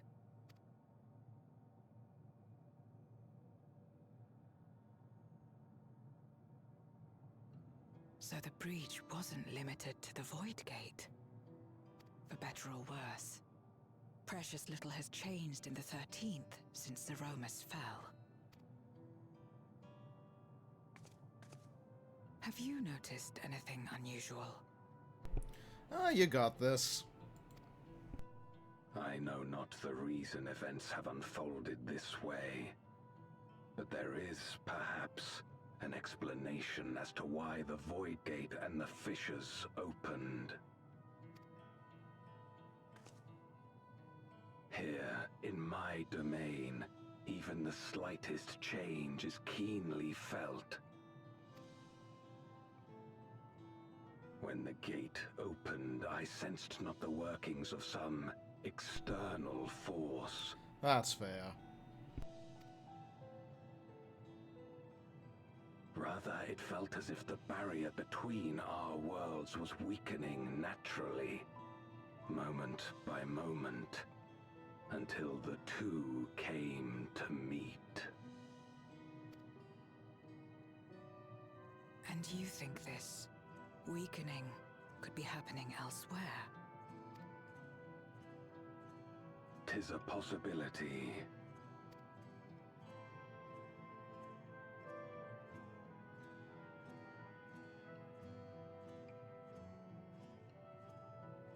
What of Radzatan and Garlemald?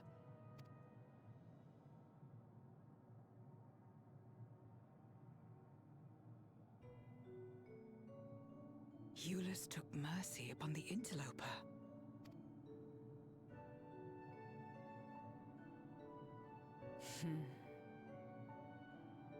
Whether Void Sent or Garlean, we all share the same longing for home.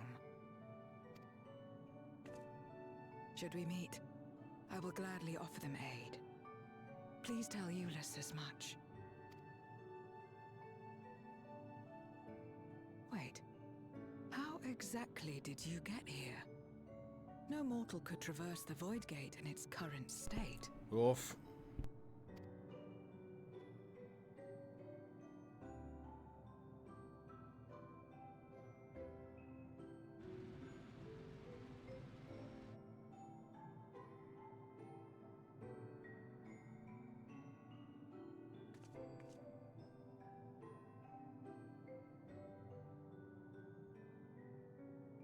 And this path of yours is still there. I cannot see it.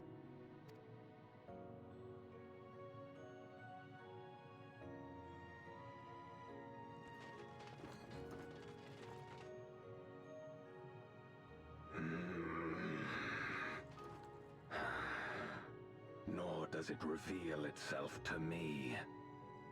Perhaps the path serves only the key bearer.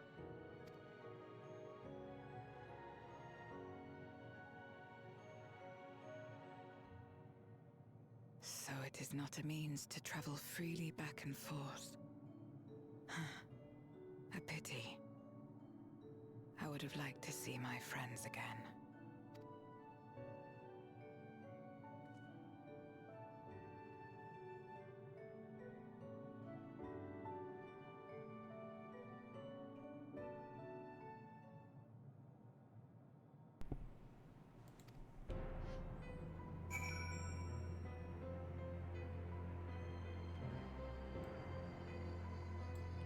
Oh, man. Good to be back in this awful, awful place.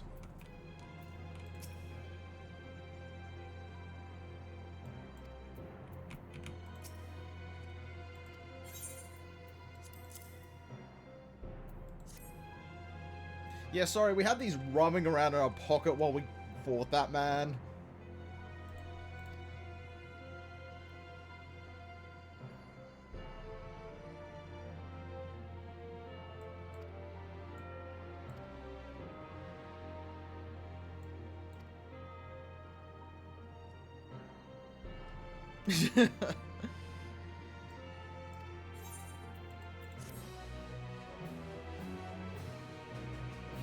It's Yastola's familiar.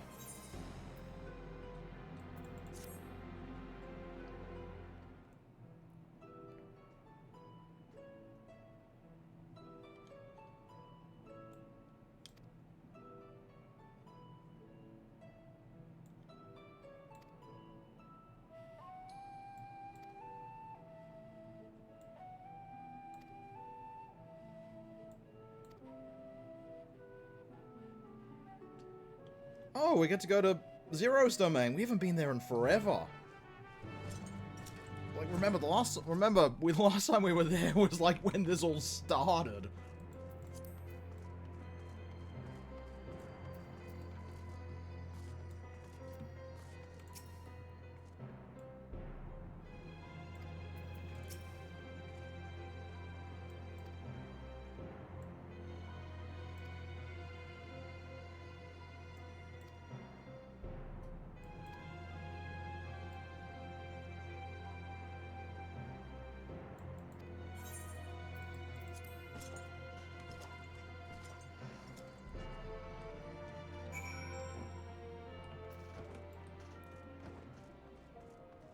man, it's been so long.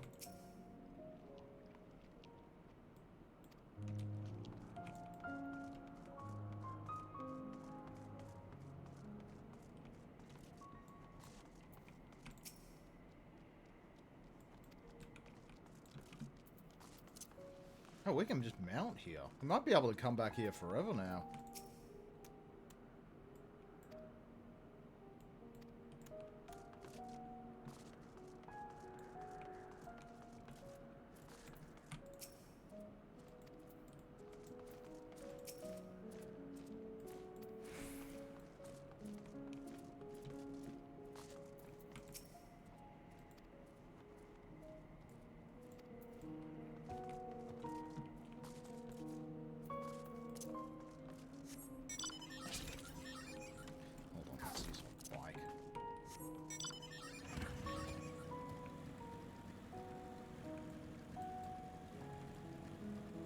Oh, got a Troyan one here.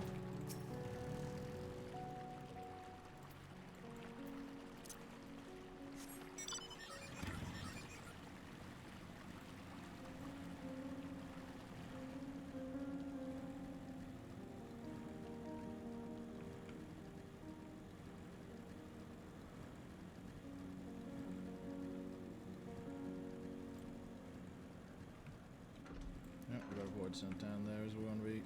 Well, there we go.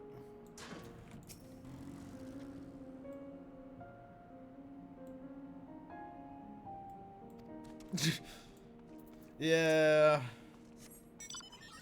Void sent liver. Oh.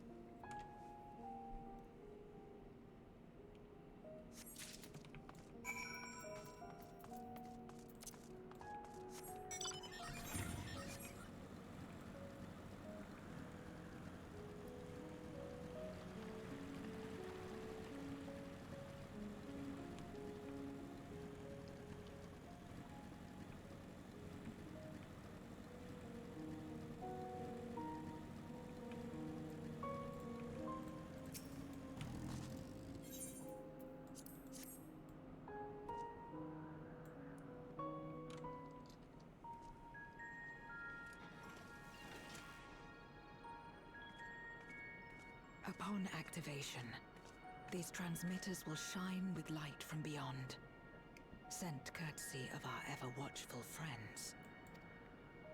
They will serve as beacons in the dark for those that would seek me out.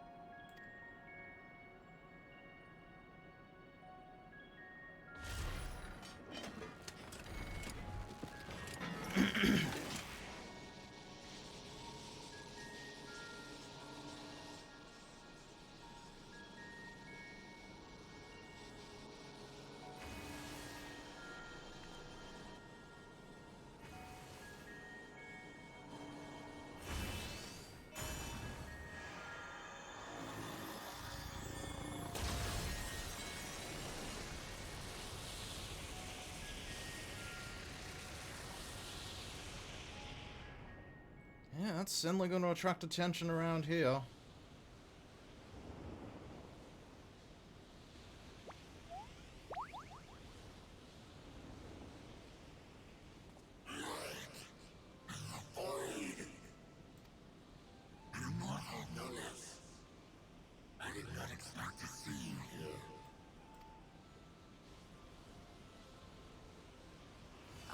Zero, and this is my domain. 'Tis a safe haven for those who abhor conflict. Among those gathered here, many aspire to restore this world to how it once was. Such a thing is possible? Indeed. Though how long the endeavor will take, I cannot say. But for those of us abandoned by death itself, what do we have but time to try, and try again?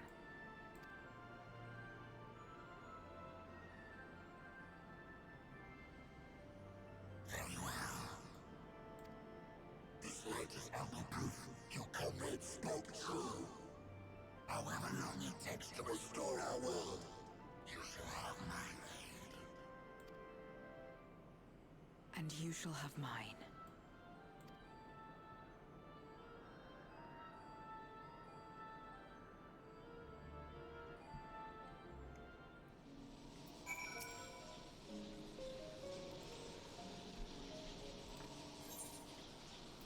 Oh no.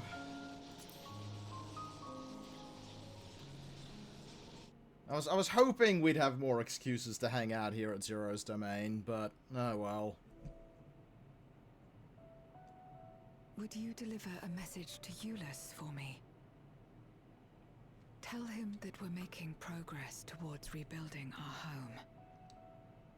And I hope that he is too. Enuo's Memoria will be safe here.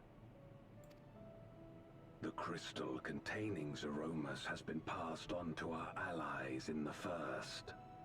If Enuo's Memoria might serve them in restoring their world, we shall likewise consider its transfer. How much simpler it would be to aid one another in our respective fights, were it not for these boundaries between us. I think I know what's going to happen in the next expansion. Safe travels, my friend. We take comfort in the knowledge that you're out there fighting too, wherever you may be.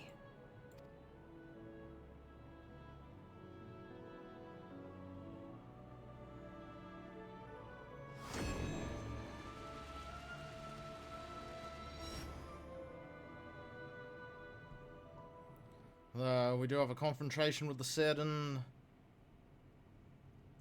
someone. No luck, I'm afraid. It appears he's not in Mare Lamentorum.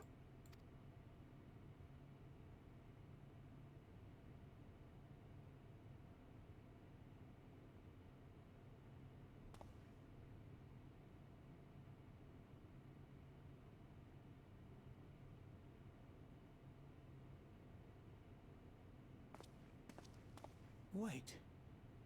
Is that...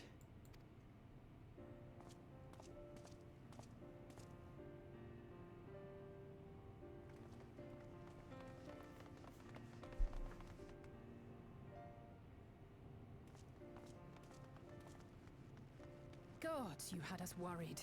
You suddenly disappeared. We didn't know what to think.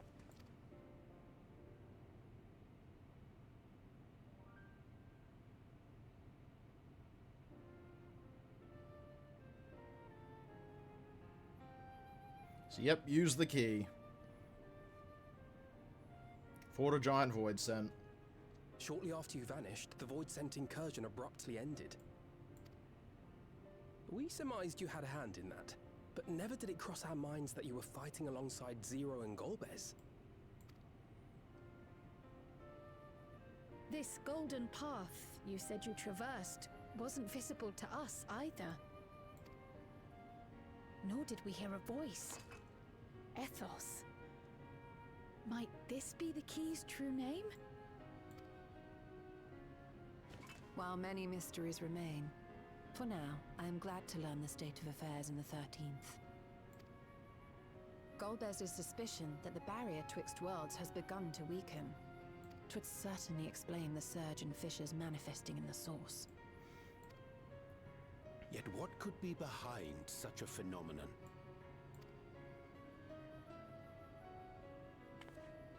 Oh, here she is.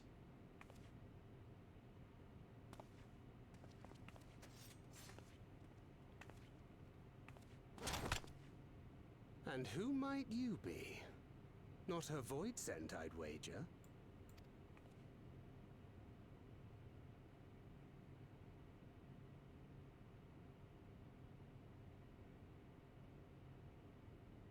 Greetings.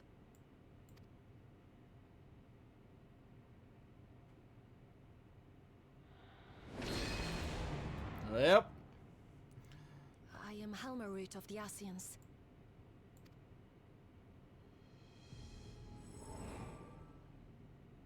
We are your sworn foes, I know. But on this occasion, will you not put away your arms? Oh.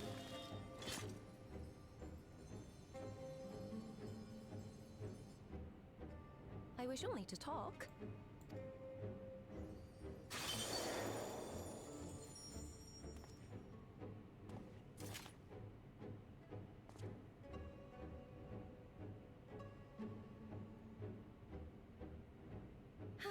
Thank you for affording me a chance.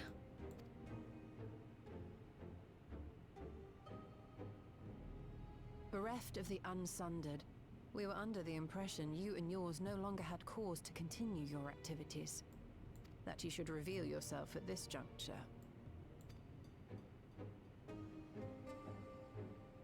I assume you are the one who bestowed Calyx with the knowledge of summoning and the reflections. Yes, that is correct.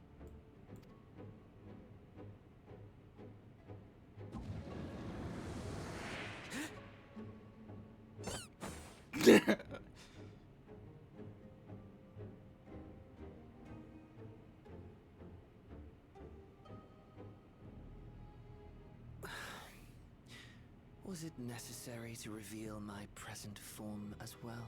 Oh, Calyx. Calyx. So he succeeded in transferring his memories after all.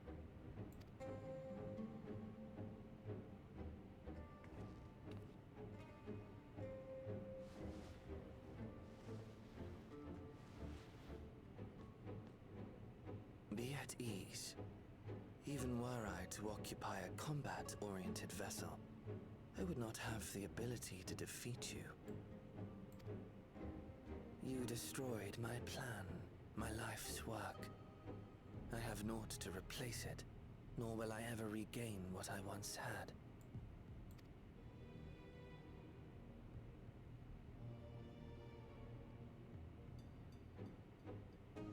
If you wish to speak, Helmarut, will you not tell us what it is that you hope to accomplish?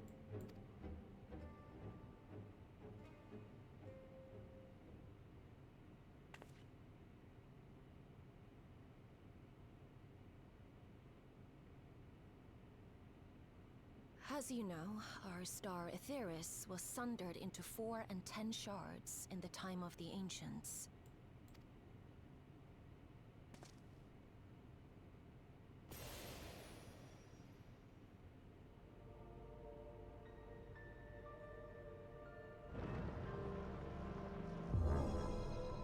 As the will of the star, Hydaelyn perpetuated this unnatural division for millennia.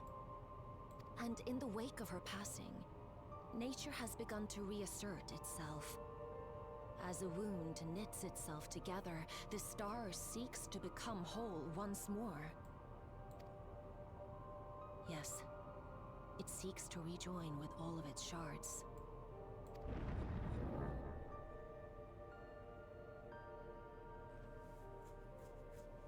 Unlike the one we Asians attempted to orchestrate, however, the star's rejoining will afford mankind no special treatment.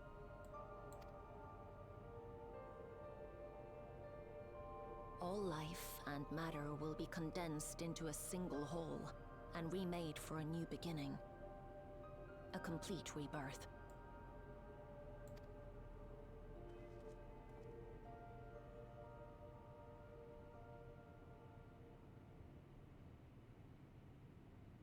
Aetheris will return to the way it once was. Hundreds of millions of years pass. To a quiet and peaceful time. Long before the light of mankind was kindled.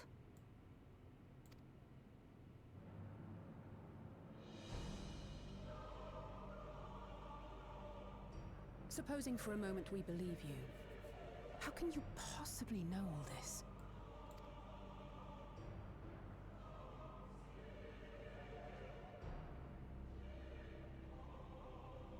It is an inevitability that I have foreseen since time immemorial.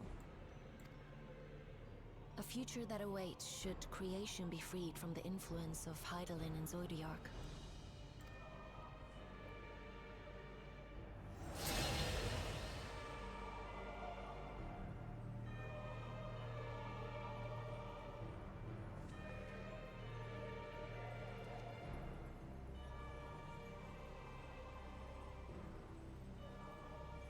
The star is tolerant to life.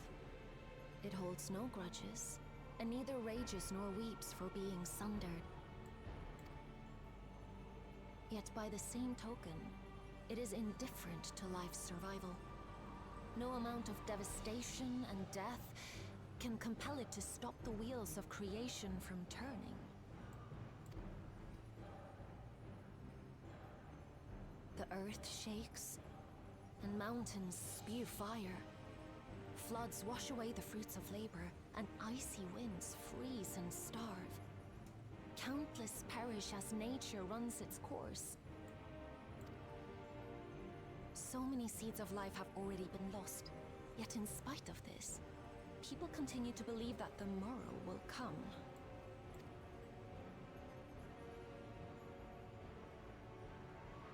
But it will not. For nothing lies beyond the solstice, when all creation is reunited. When that day comes, every last trace of mankind shall be erased.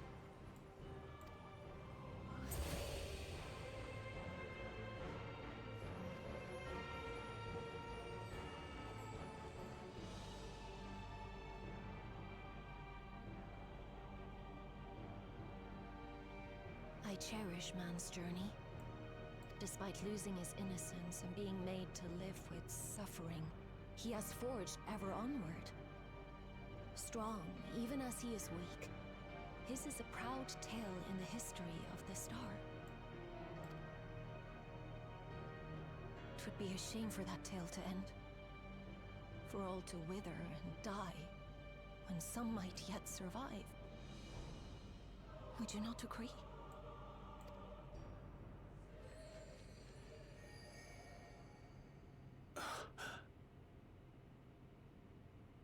If a natural rejoining doth lead unto the solstice, then thine intent is to preemptively rejoin the worlds. Correct. It was for this very purpose that Halmarut recruited suitable collaborators from the Reflections. Individuals like me, who would willingly doom another world in order to fulfill their aspirations. The Winterers, we are called. And if you and yours seek to protect all life, then sooner or later you shall have to contend with us.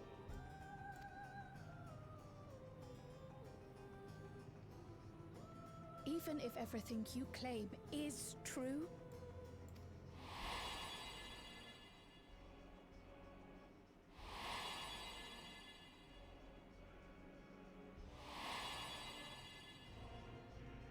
what you've done, Calyx, it's unforgivable! Punch him, Kryl. I do not ask that you be pragmatic, nor do I seek your approval. Given your familiarity with other reflections, 'tis only natural that you are averse to our methods. But there is one irrefutable fact that you must understand. Should we take no action at all, the solstice will come, and no one will be left alive.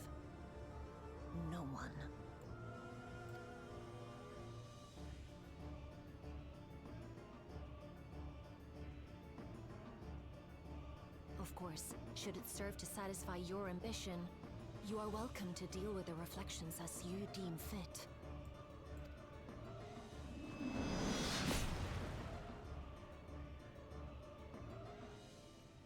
Hang on, Xeno! Pariah and wanderer who satisfied his own when he brought the star to the brink of ruin to face you.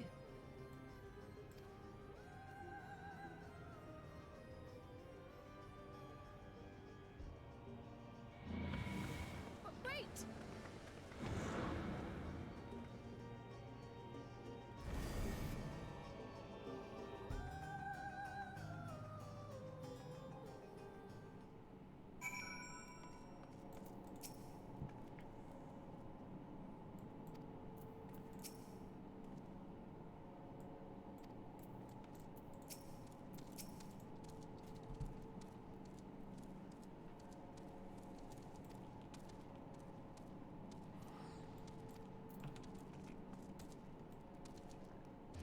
No, I was gonna say, why is someone dressed up as...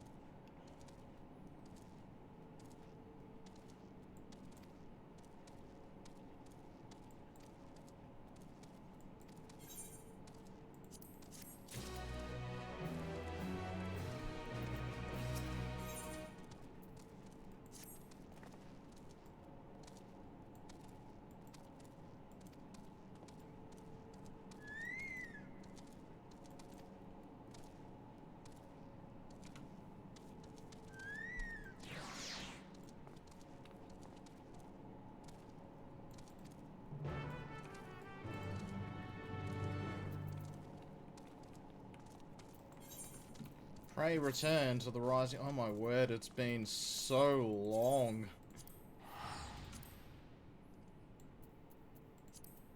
Gotta get the crew back together.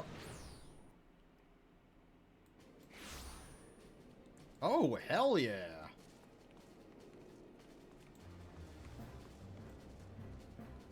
I should actually duck over to the moon, because I think there's some new stuff there. Though I think it's not in the current moon, I think it's in the next one.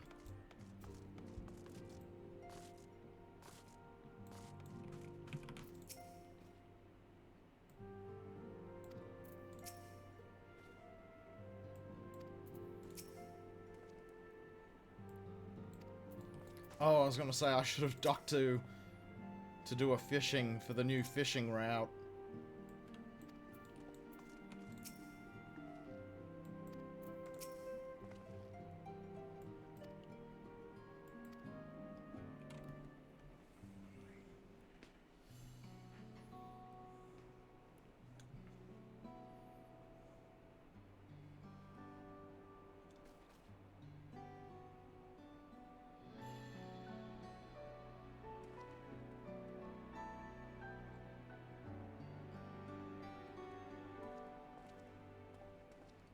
Long it hath been since last we gathered here.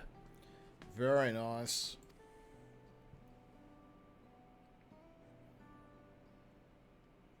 Though our order's dissolution was indeed in name only, thereafter we did largely operate independent of one another.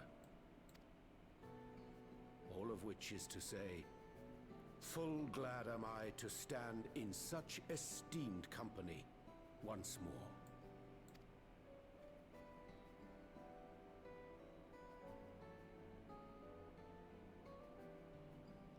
Hell yeah.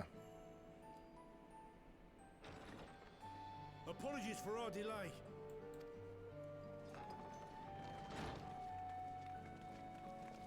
Hey, the crew's back. We're reporting for duty, as bid. This is everyone that we could round up on short notice. The others are still en route. Estinian alone we weren't able to make contact with, but we're working on it.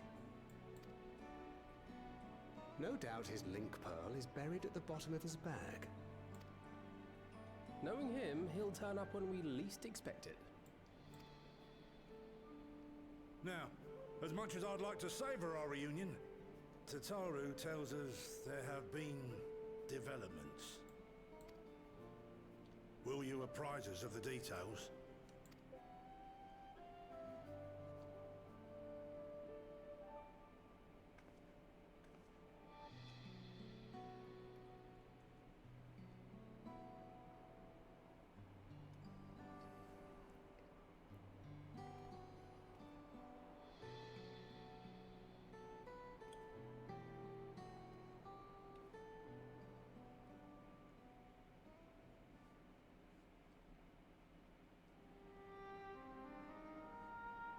The Winterers and the Solstice. The veracity of Halmarut's claims remains unclear. Yet it cannot be denied that, in his bid to convert the living into endless, Calyx was privy to knowledge of the reflections and more. And the Winterers are formed of others, like him. In light of the recent Void Scent incursions, I believe it would be wise to treat the Solstice as a genuine threat. The problem is how to deal with it.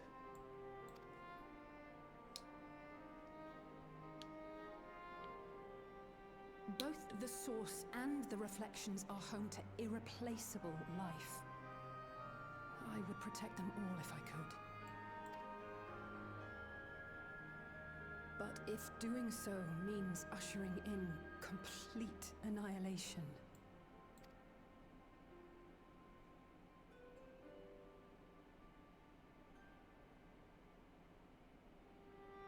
then what can we possibly do?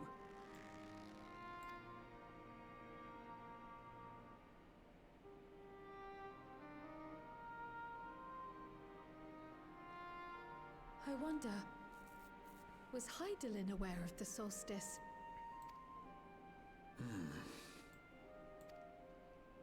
Given that we had no knowledge of it when you journeyed to Elpis, you couldn't have warned Venar. So it is entirely possible she was unaware. But in the course of sustaining the Sundered Star, she may have glimpsed this eventuality.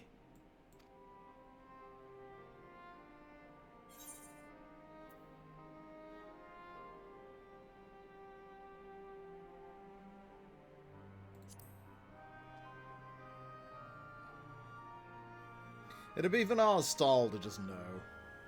So she believed that we could overcome this trial as well. Or rather, that the choice was ours to make. Whichever it may be, it is we who must find the answer. We who live in the here and now.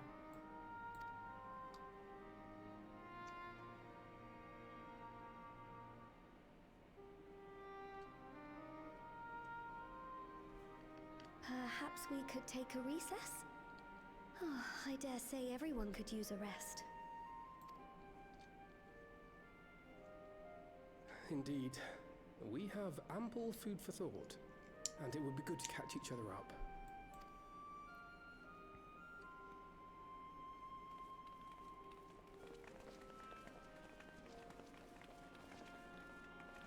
Ere I forget, Heron, I believe you should keep the key, Ethos, in your possession. After all, it seems that is one mystery I am not destined to unravel.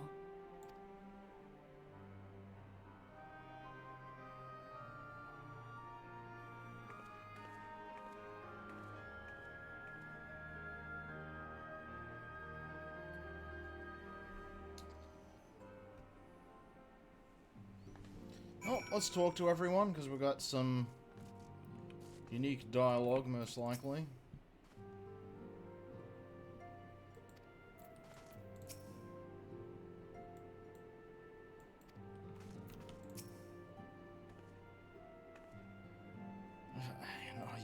You thirsty woman, you absolute.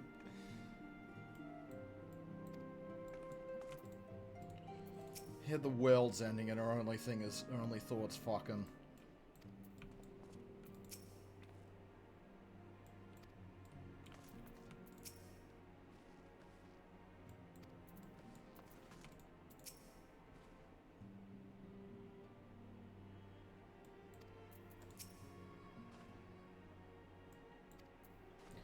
Which DLC is that?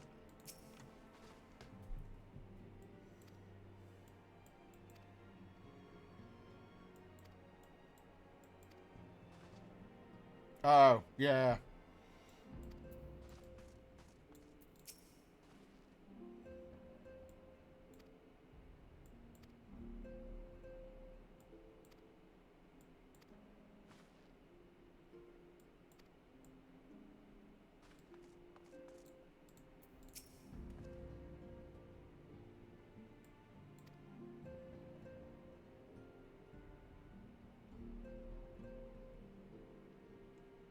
Okay, that's probably somewhere we're going to end up going. Lower Zenithar. That's probably going to be a new, Yeah, why didn't we meet the Wallachwi? But I reckon that's going to be another, variant dungeon.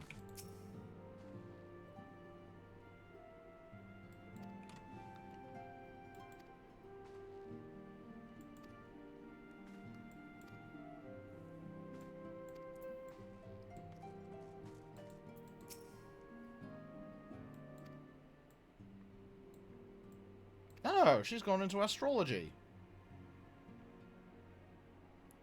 G'day, g'day. We're playing some Final Fantasy. We're just finishing up the patch.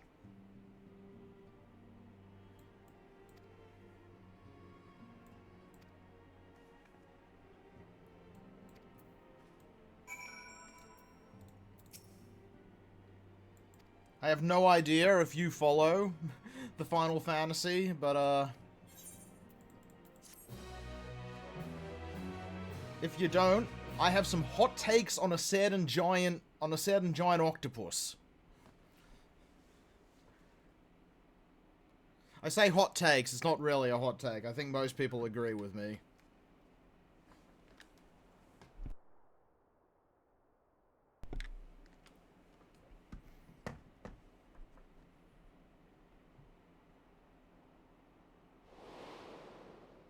Of course, should it serve to satisfy your ambition, you are welcome to deal with the reflections as you deem fit.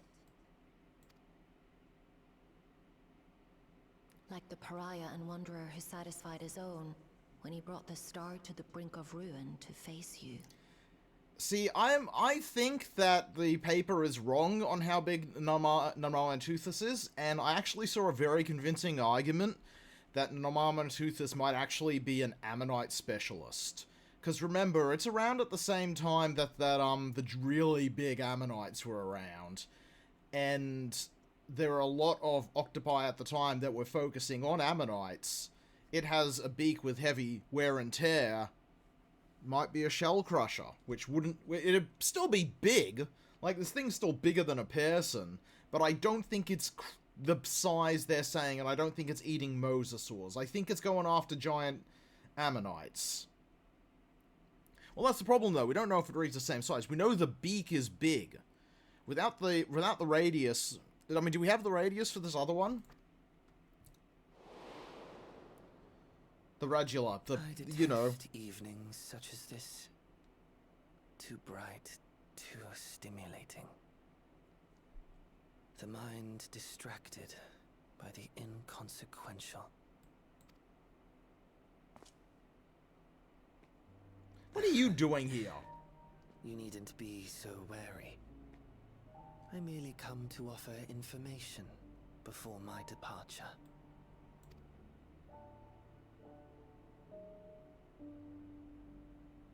Halmarut and I will soon cross the rift to observe the enactment of another Winter's plan. Our destination is the Fourth.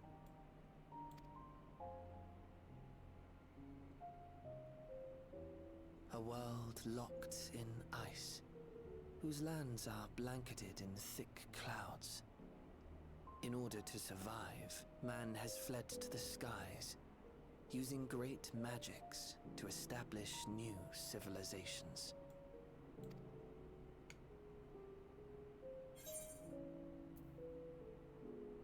That sounds exciting. No, why tell me where you're going? designs I would see realized. Nothing more. Believe me or don't, as you like. For all I know, you lack the means to follow us anyway.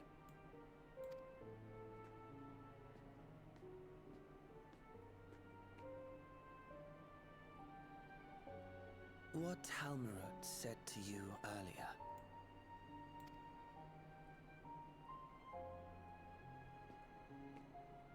She suggested that dealing with the reflections might satisfy your ambition.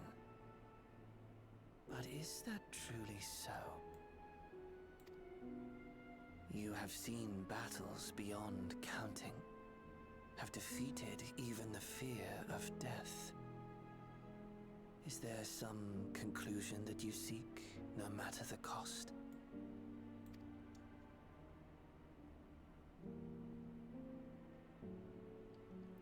Oh yeah, larger squid, but... I will share with you a truth.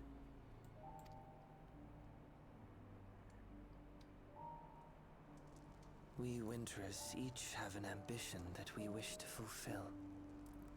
To that end, we may share information with one another, but we do not necessarily share the same beliefs. Just as you and yours decried my actions, I find those of my fellows objectionable. Be that as it may, it is the culmination of our lives' works that we would bring to the world, fruits born of undying devotion, daring aspiration, and unwavering ideals. No matter how we are reviled, no matter what we must steal, our actions will be vindicated by those who abide in the future we create. I just think that in my one, and I think I'm not alone in this, but I think it's too over the top for what it is, and there's a lot of other alternatives, like the Ammonite crushing is an easy one. In your benevolence, you may seek to save everything and everyone. But once all is consequently consigned to oblivion, your noble deeds will amount to nothing more than folly. For no living soul shall remain to judge them.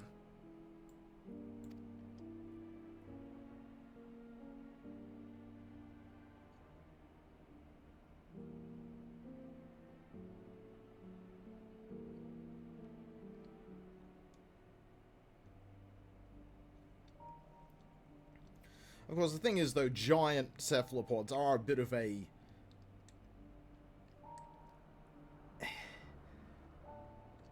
The ones we have, the really big ones, are very specialist in a very specific field. Like, the giant and colossal squids. Oh, he basically is. Didn't you do that dungeon wolf? He was pulling the Resident Evil in there. The thing is, the giant squid and the colossal squid are very much specialists of an atypical environment.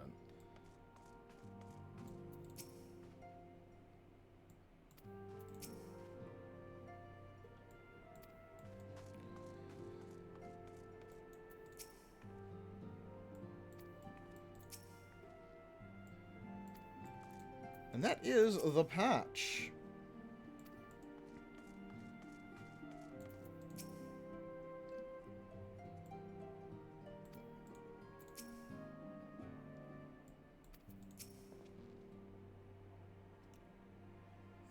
I think...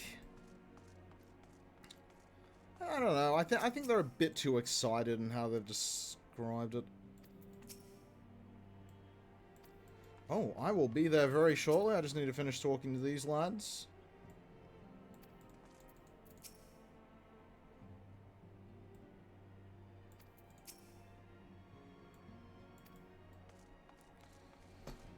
Alright, let us, before we head off, let us go and check out the house, because there's the new housing.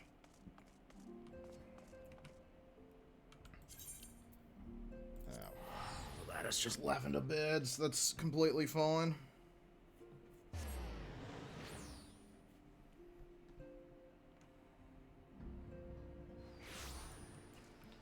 Oh, you've changed the... Oh, my word, you've definitely changed the outside. Hello? Yeah, no, that's completely understandable.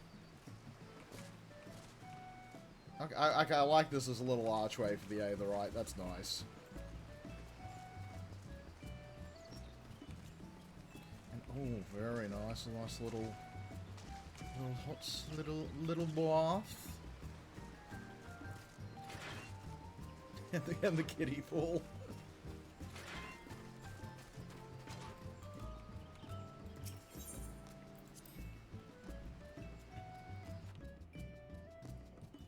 That's fine, yeah, we gotta have the pitch. Kyot and Nari are Makwode, and of course Makwode love to just pitch.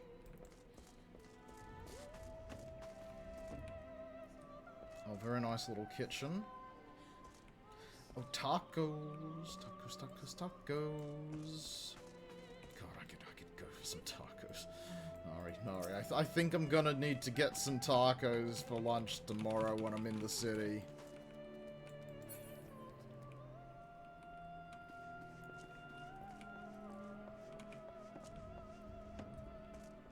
Whoop.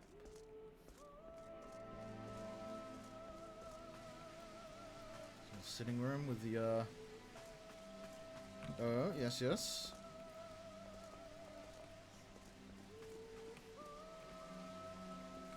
The washing machine. I love that little washing machine. The TV.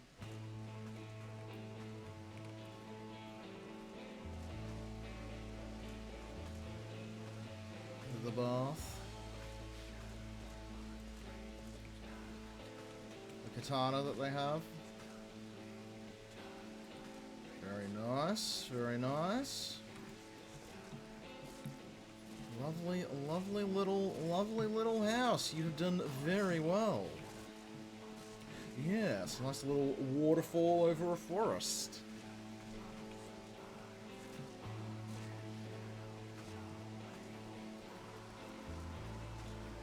Yeah, I mean, that is the thing. We know so little about it just due to the, regulators in the fossil record. Like, consider, oh god, I've forgotten the name of it. Schneider... You know the one. Schneider... What's this? How is it pronounced? Hold on. Now mind, I've heard a rumor that... I've heard some people suggest that might be a crustacean? Which is certainly interesting as the late, Dino Car did.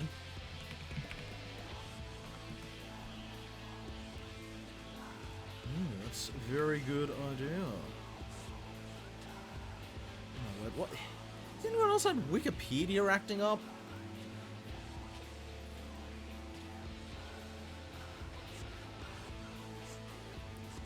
Yeah, I mean they did do up the decor space, so that's good. Yeah, I mean that's the thing though, although we do know most of the open ocean wouldn't have too much in it, the open ocean is effectively a desert. But like a big example of how little we know is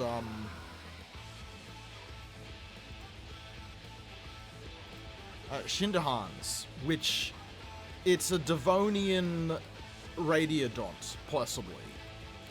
And it's like, we have a complete gap since the Ordovician until that. It's like, what else was around for them?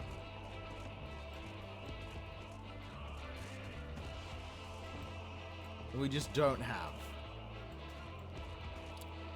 Alright, we're about to head off, but I reckon before we do...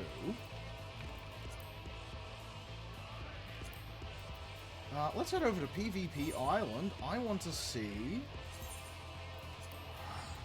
After PvP Island, we'll duck back to Limsa, although I'm not going to wait around for fishing.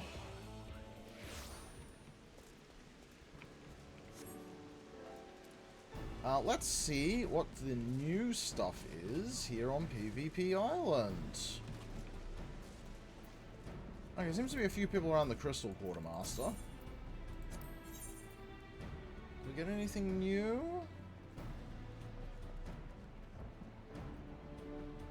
Alright, the wolf barding's there. If you never got that, that's a good one. That's one I still use.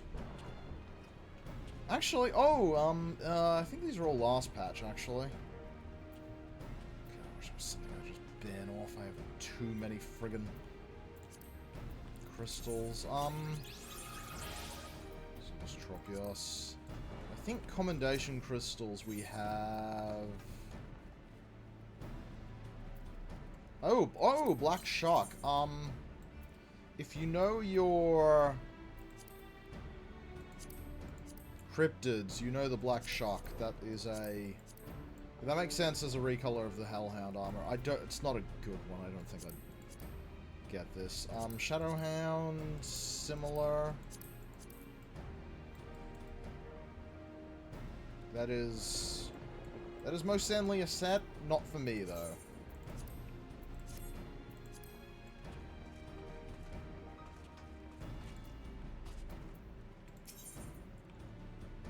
Or anything in Universal Gear?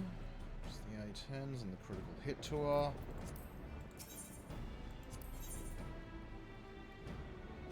Okay, all three of the sets are there, if you like those. Which I already have all three sets. Oh, which one?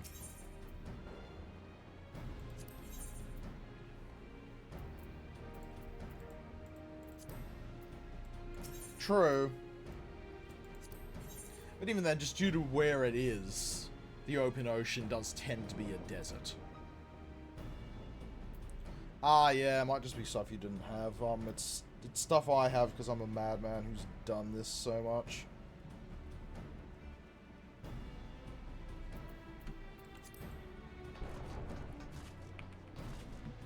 Oh, yeah, but I mean, look, whales are very particular. Remember, whales didn't get really big until they went for a very divergent style of life.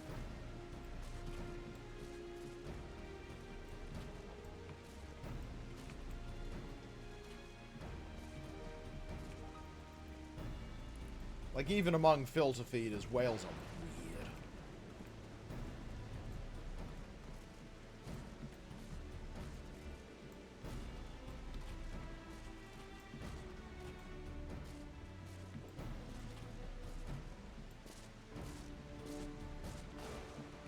Yeah, I don't think they're doing any more Wolfmark things, unfortunately.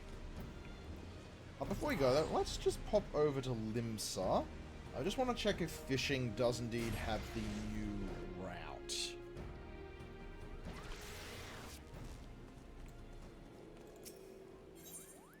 Ichthyosaurs, yeah, ichthyosaurs, I mean, they got pretty dang big. But they weren't filter feeders. They, Shoni or Shasta or whichever one of them was the big one these days. I think I lost count the last time they merged each other together.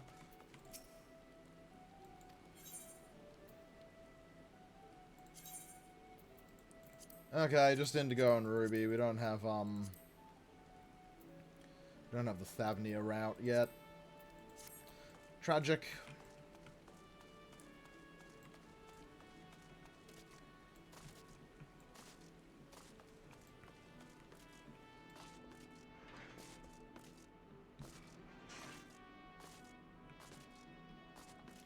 Mine, ecologically, I mean, do we have enough to really say what they were preying on? We know they're going macro predator at that size. So presumably they're sort of filling the same niche that, say, Megalodon would fill, though not as... That's the thing that I don't know if they'd be going specifically open oceans. Like, they'd definitely be traveling them, especially at those sort of sizes. but they do have a shape that is built for sort of going past it. But the thing is, though, most production, even back in the day, would have been coastal waters. That is where everything sort of washes in. So they would be heading to coastal waters. I'd say modern-day sharks are going to be a pretty... Modern-day great whites, I'd say... I mean, they're not the best equivalent, but I'd say they're going to be the best you really get, where they're traveling open oceans, but they are regularly returning to the coastal regions. And you'd probably find them in coastal regions pretty common as well. Not directly coastal, but sort of just off the edge there. They definitely would probably have huge ranges and would travel through them. Although we don't really know, because there's a lot of stuff around at the time. Ammonites are definitely a choice, but they didn't really get the big ones until the Cretaceous. And I don't know if we know enough about Shoni to know if Shoni and Shasta and all that to know if they had any specific prey preference. I know a few of the other ones we've probably figured are macro predators going after... A few of the other Triassic ones, I think we do have enough to suggest they are macro predators going after big prey. So the shark equivalent. Oh yeah, they build up a food chain, but I don't think we have enough to like a specific prey preference. Because when it especially comes to ammonites, we know a lot of stuff was ammonite specialist because of the shell crushing. The shell crushing adjustments to the teeth.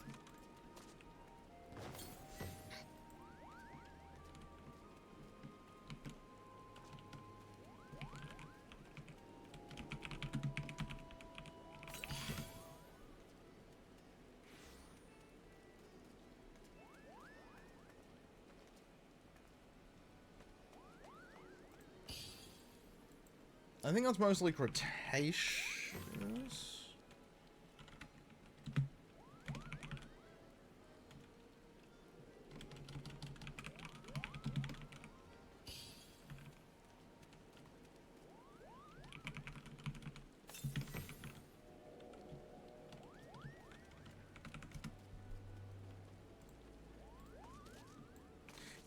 Yeah, so those ones we know are going after them. But I don't think we know enough about the big ones. I mean, especially as you mentioned, you know, we have ichthyosaur vertebrae. That doesn't really give us much hint of what they're going for. They really could be going for anything. I do think we have a few that seem specialized for taking on large prey.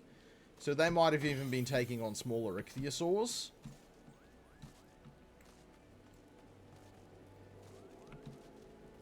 But I don't think we have enough on Shoni to really confirm what it was hunting one way or another.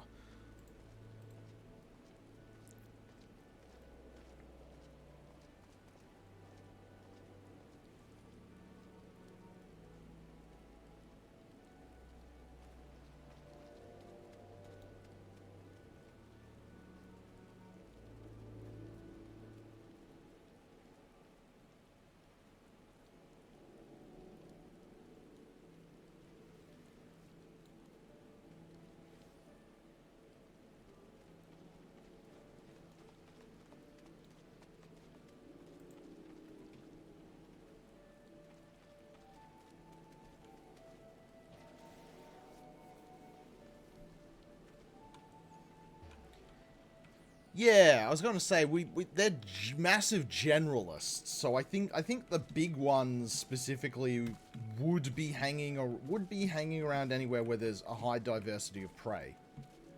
Yeah, I vaguely recall something. We know they're macro predators simply due to size and how they're built.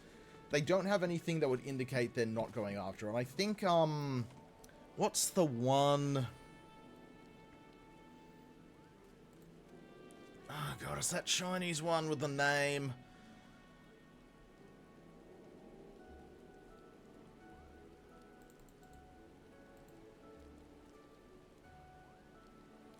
PNSO did a figure of it. Oh, hold on.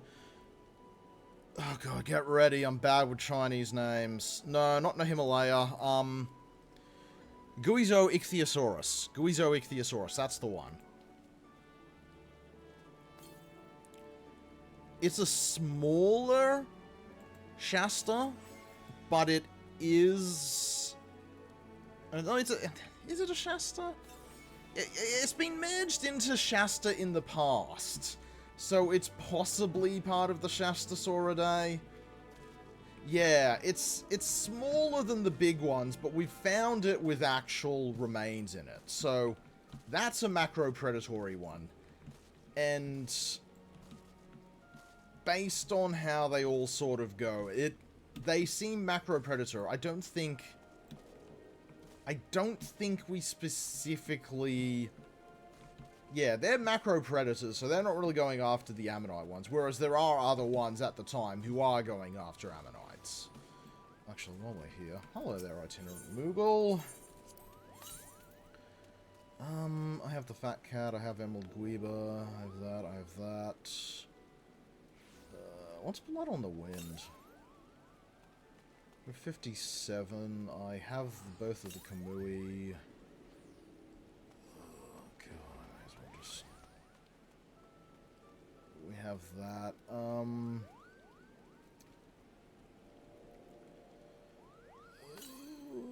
might as well just grab some more conceivably special maps. Another 3 treasure maps to the pile. Thank you very much. There we go. Well, I reckon that's enough for today. And thank you for joining me, everyone. Next time, I'll do the Allied raid. I don't think so, because the thing is, though, like, a lot of it is also nutrients being washed offshore. Which... That's where shore is. Whereas the open ocean tends to mostly be a pathway. The open ocean tends to be a pathway. The big things will use that to transport themselves between other regions. But also, I mean, given the layout of Triassic Earth, I was going to say, there may not be too much there, but I mean, genuinely, we don't know if there was any, like, volcanic islands that have just been completely rolled over by the mantle that may have had some stuff going on at the time. Just the Triassic being the Triassic. You know, not as bad as the Permian for an open ocean, but just due to how nutrients sort of find their way into... Yeah, just due to how nutrients sort of find their way into the ocean, the most productive areas will always be coastal.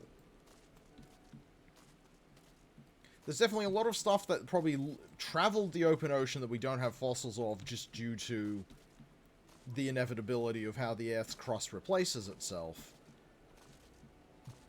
But I don't think we really have enough. A lot of big things would be enough towards the coast where we'd sort of get some remnants of them.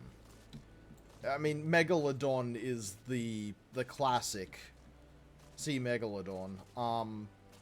Not the clam, the other Megalodon. Due to just how it behaved when it came to children, which, you know, also turned out to be its Achilles heel. But I think it's also with the predators in these days, they tend to go to the safer coastal waters to breed, so I think that at least offers us some allowance. I mean, there's teeth. There's teeth. And remember, though, Megalodon is only... How many was it again?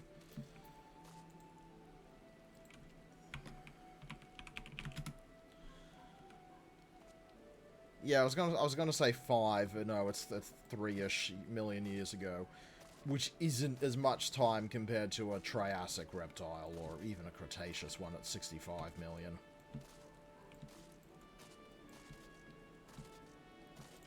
But the thing is, though, Megalodon had massive territory to it, so that's why it's traveling. But the thing is, though,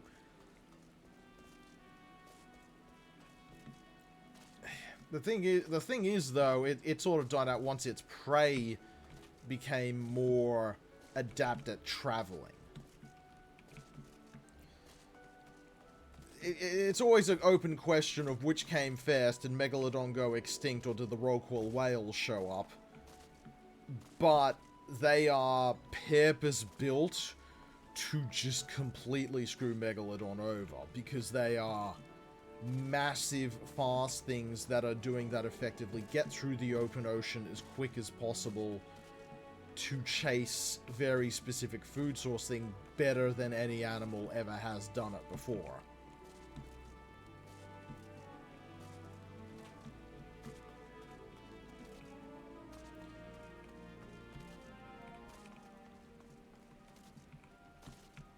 Which is why it's always a bit hard when you get to obvious ones, because I mean, in terms of that, the only one we have that's a filter feeder that's really giant is Lead 60s, which isn't really doing the type of things blue whales can do. Lead 60s, very impressive fish, but not blue whale level speedy.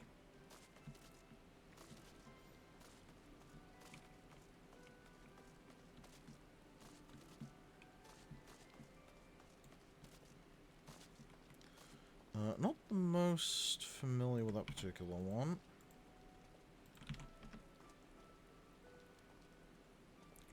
Oh my word, why is Wikipedia friggin' up the images today?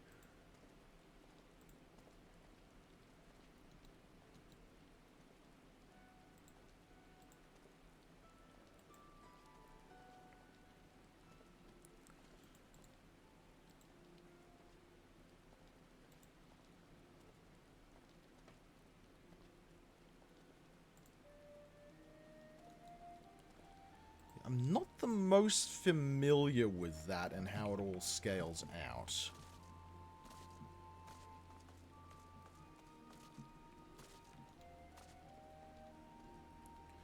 Oh God, what did he write about it?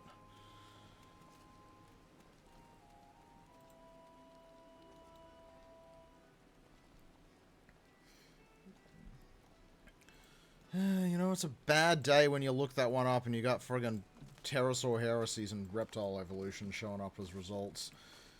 I mean, of course they're friggin' showing up as results. The man friggin' games the system on every obscure critter he can.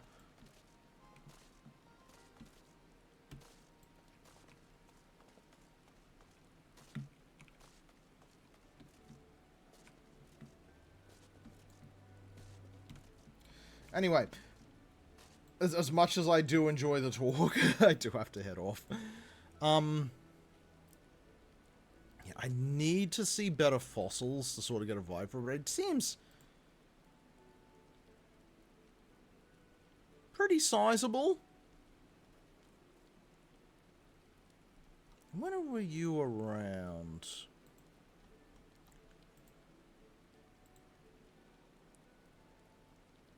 Early Jurassic.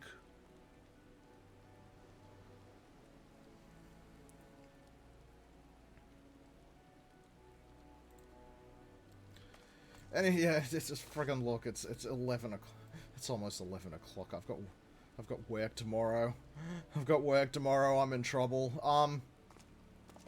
If you're in the Paleo Stream Discord, I'm in there.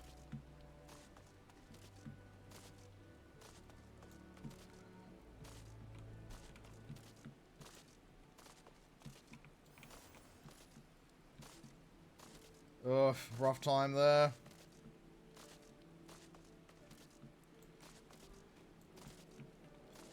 Yeah, I'm a bit of a fan of a certain Joshua's artwork. Who would have thunk it? Jeez, I wonder why I've been talking about ammonite crushing Demai, given certain artwork he's certain Joshua not has produced lately. I wonder why.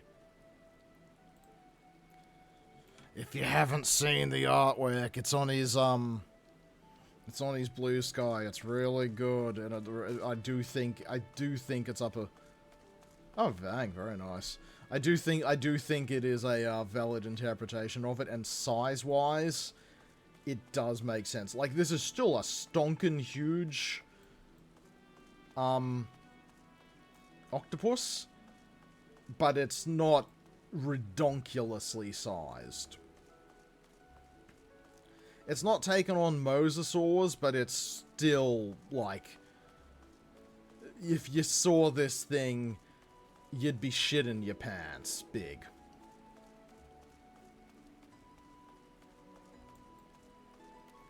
And especially the idea of it just absolutely just crushing into the shell of just the biggest ammonite around.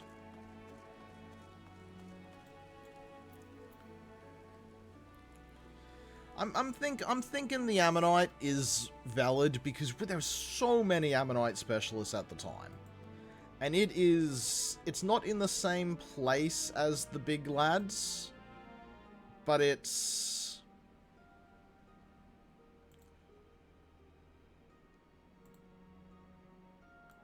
not in the same place as the big lads, but it's at the same time, which may indicate that we just haven't found a really big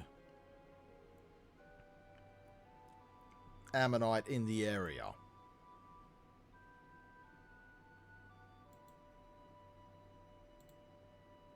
Okay, I was gonna say, yeah, that one seems like you. I don't think you're this other one, which I think I'm going to be reporting to another server I'm in. Someone already reported it. Let's track this person down while I'm here.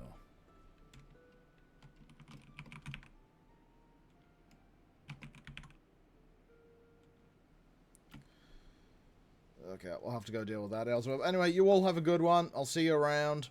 Have a good one. Yeah, I figured that one was you. Till the next, everyone. Bye.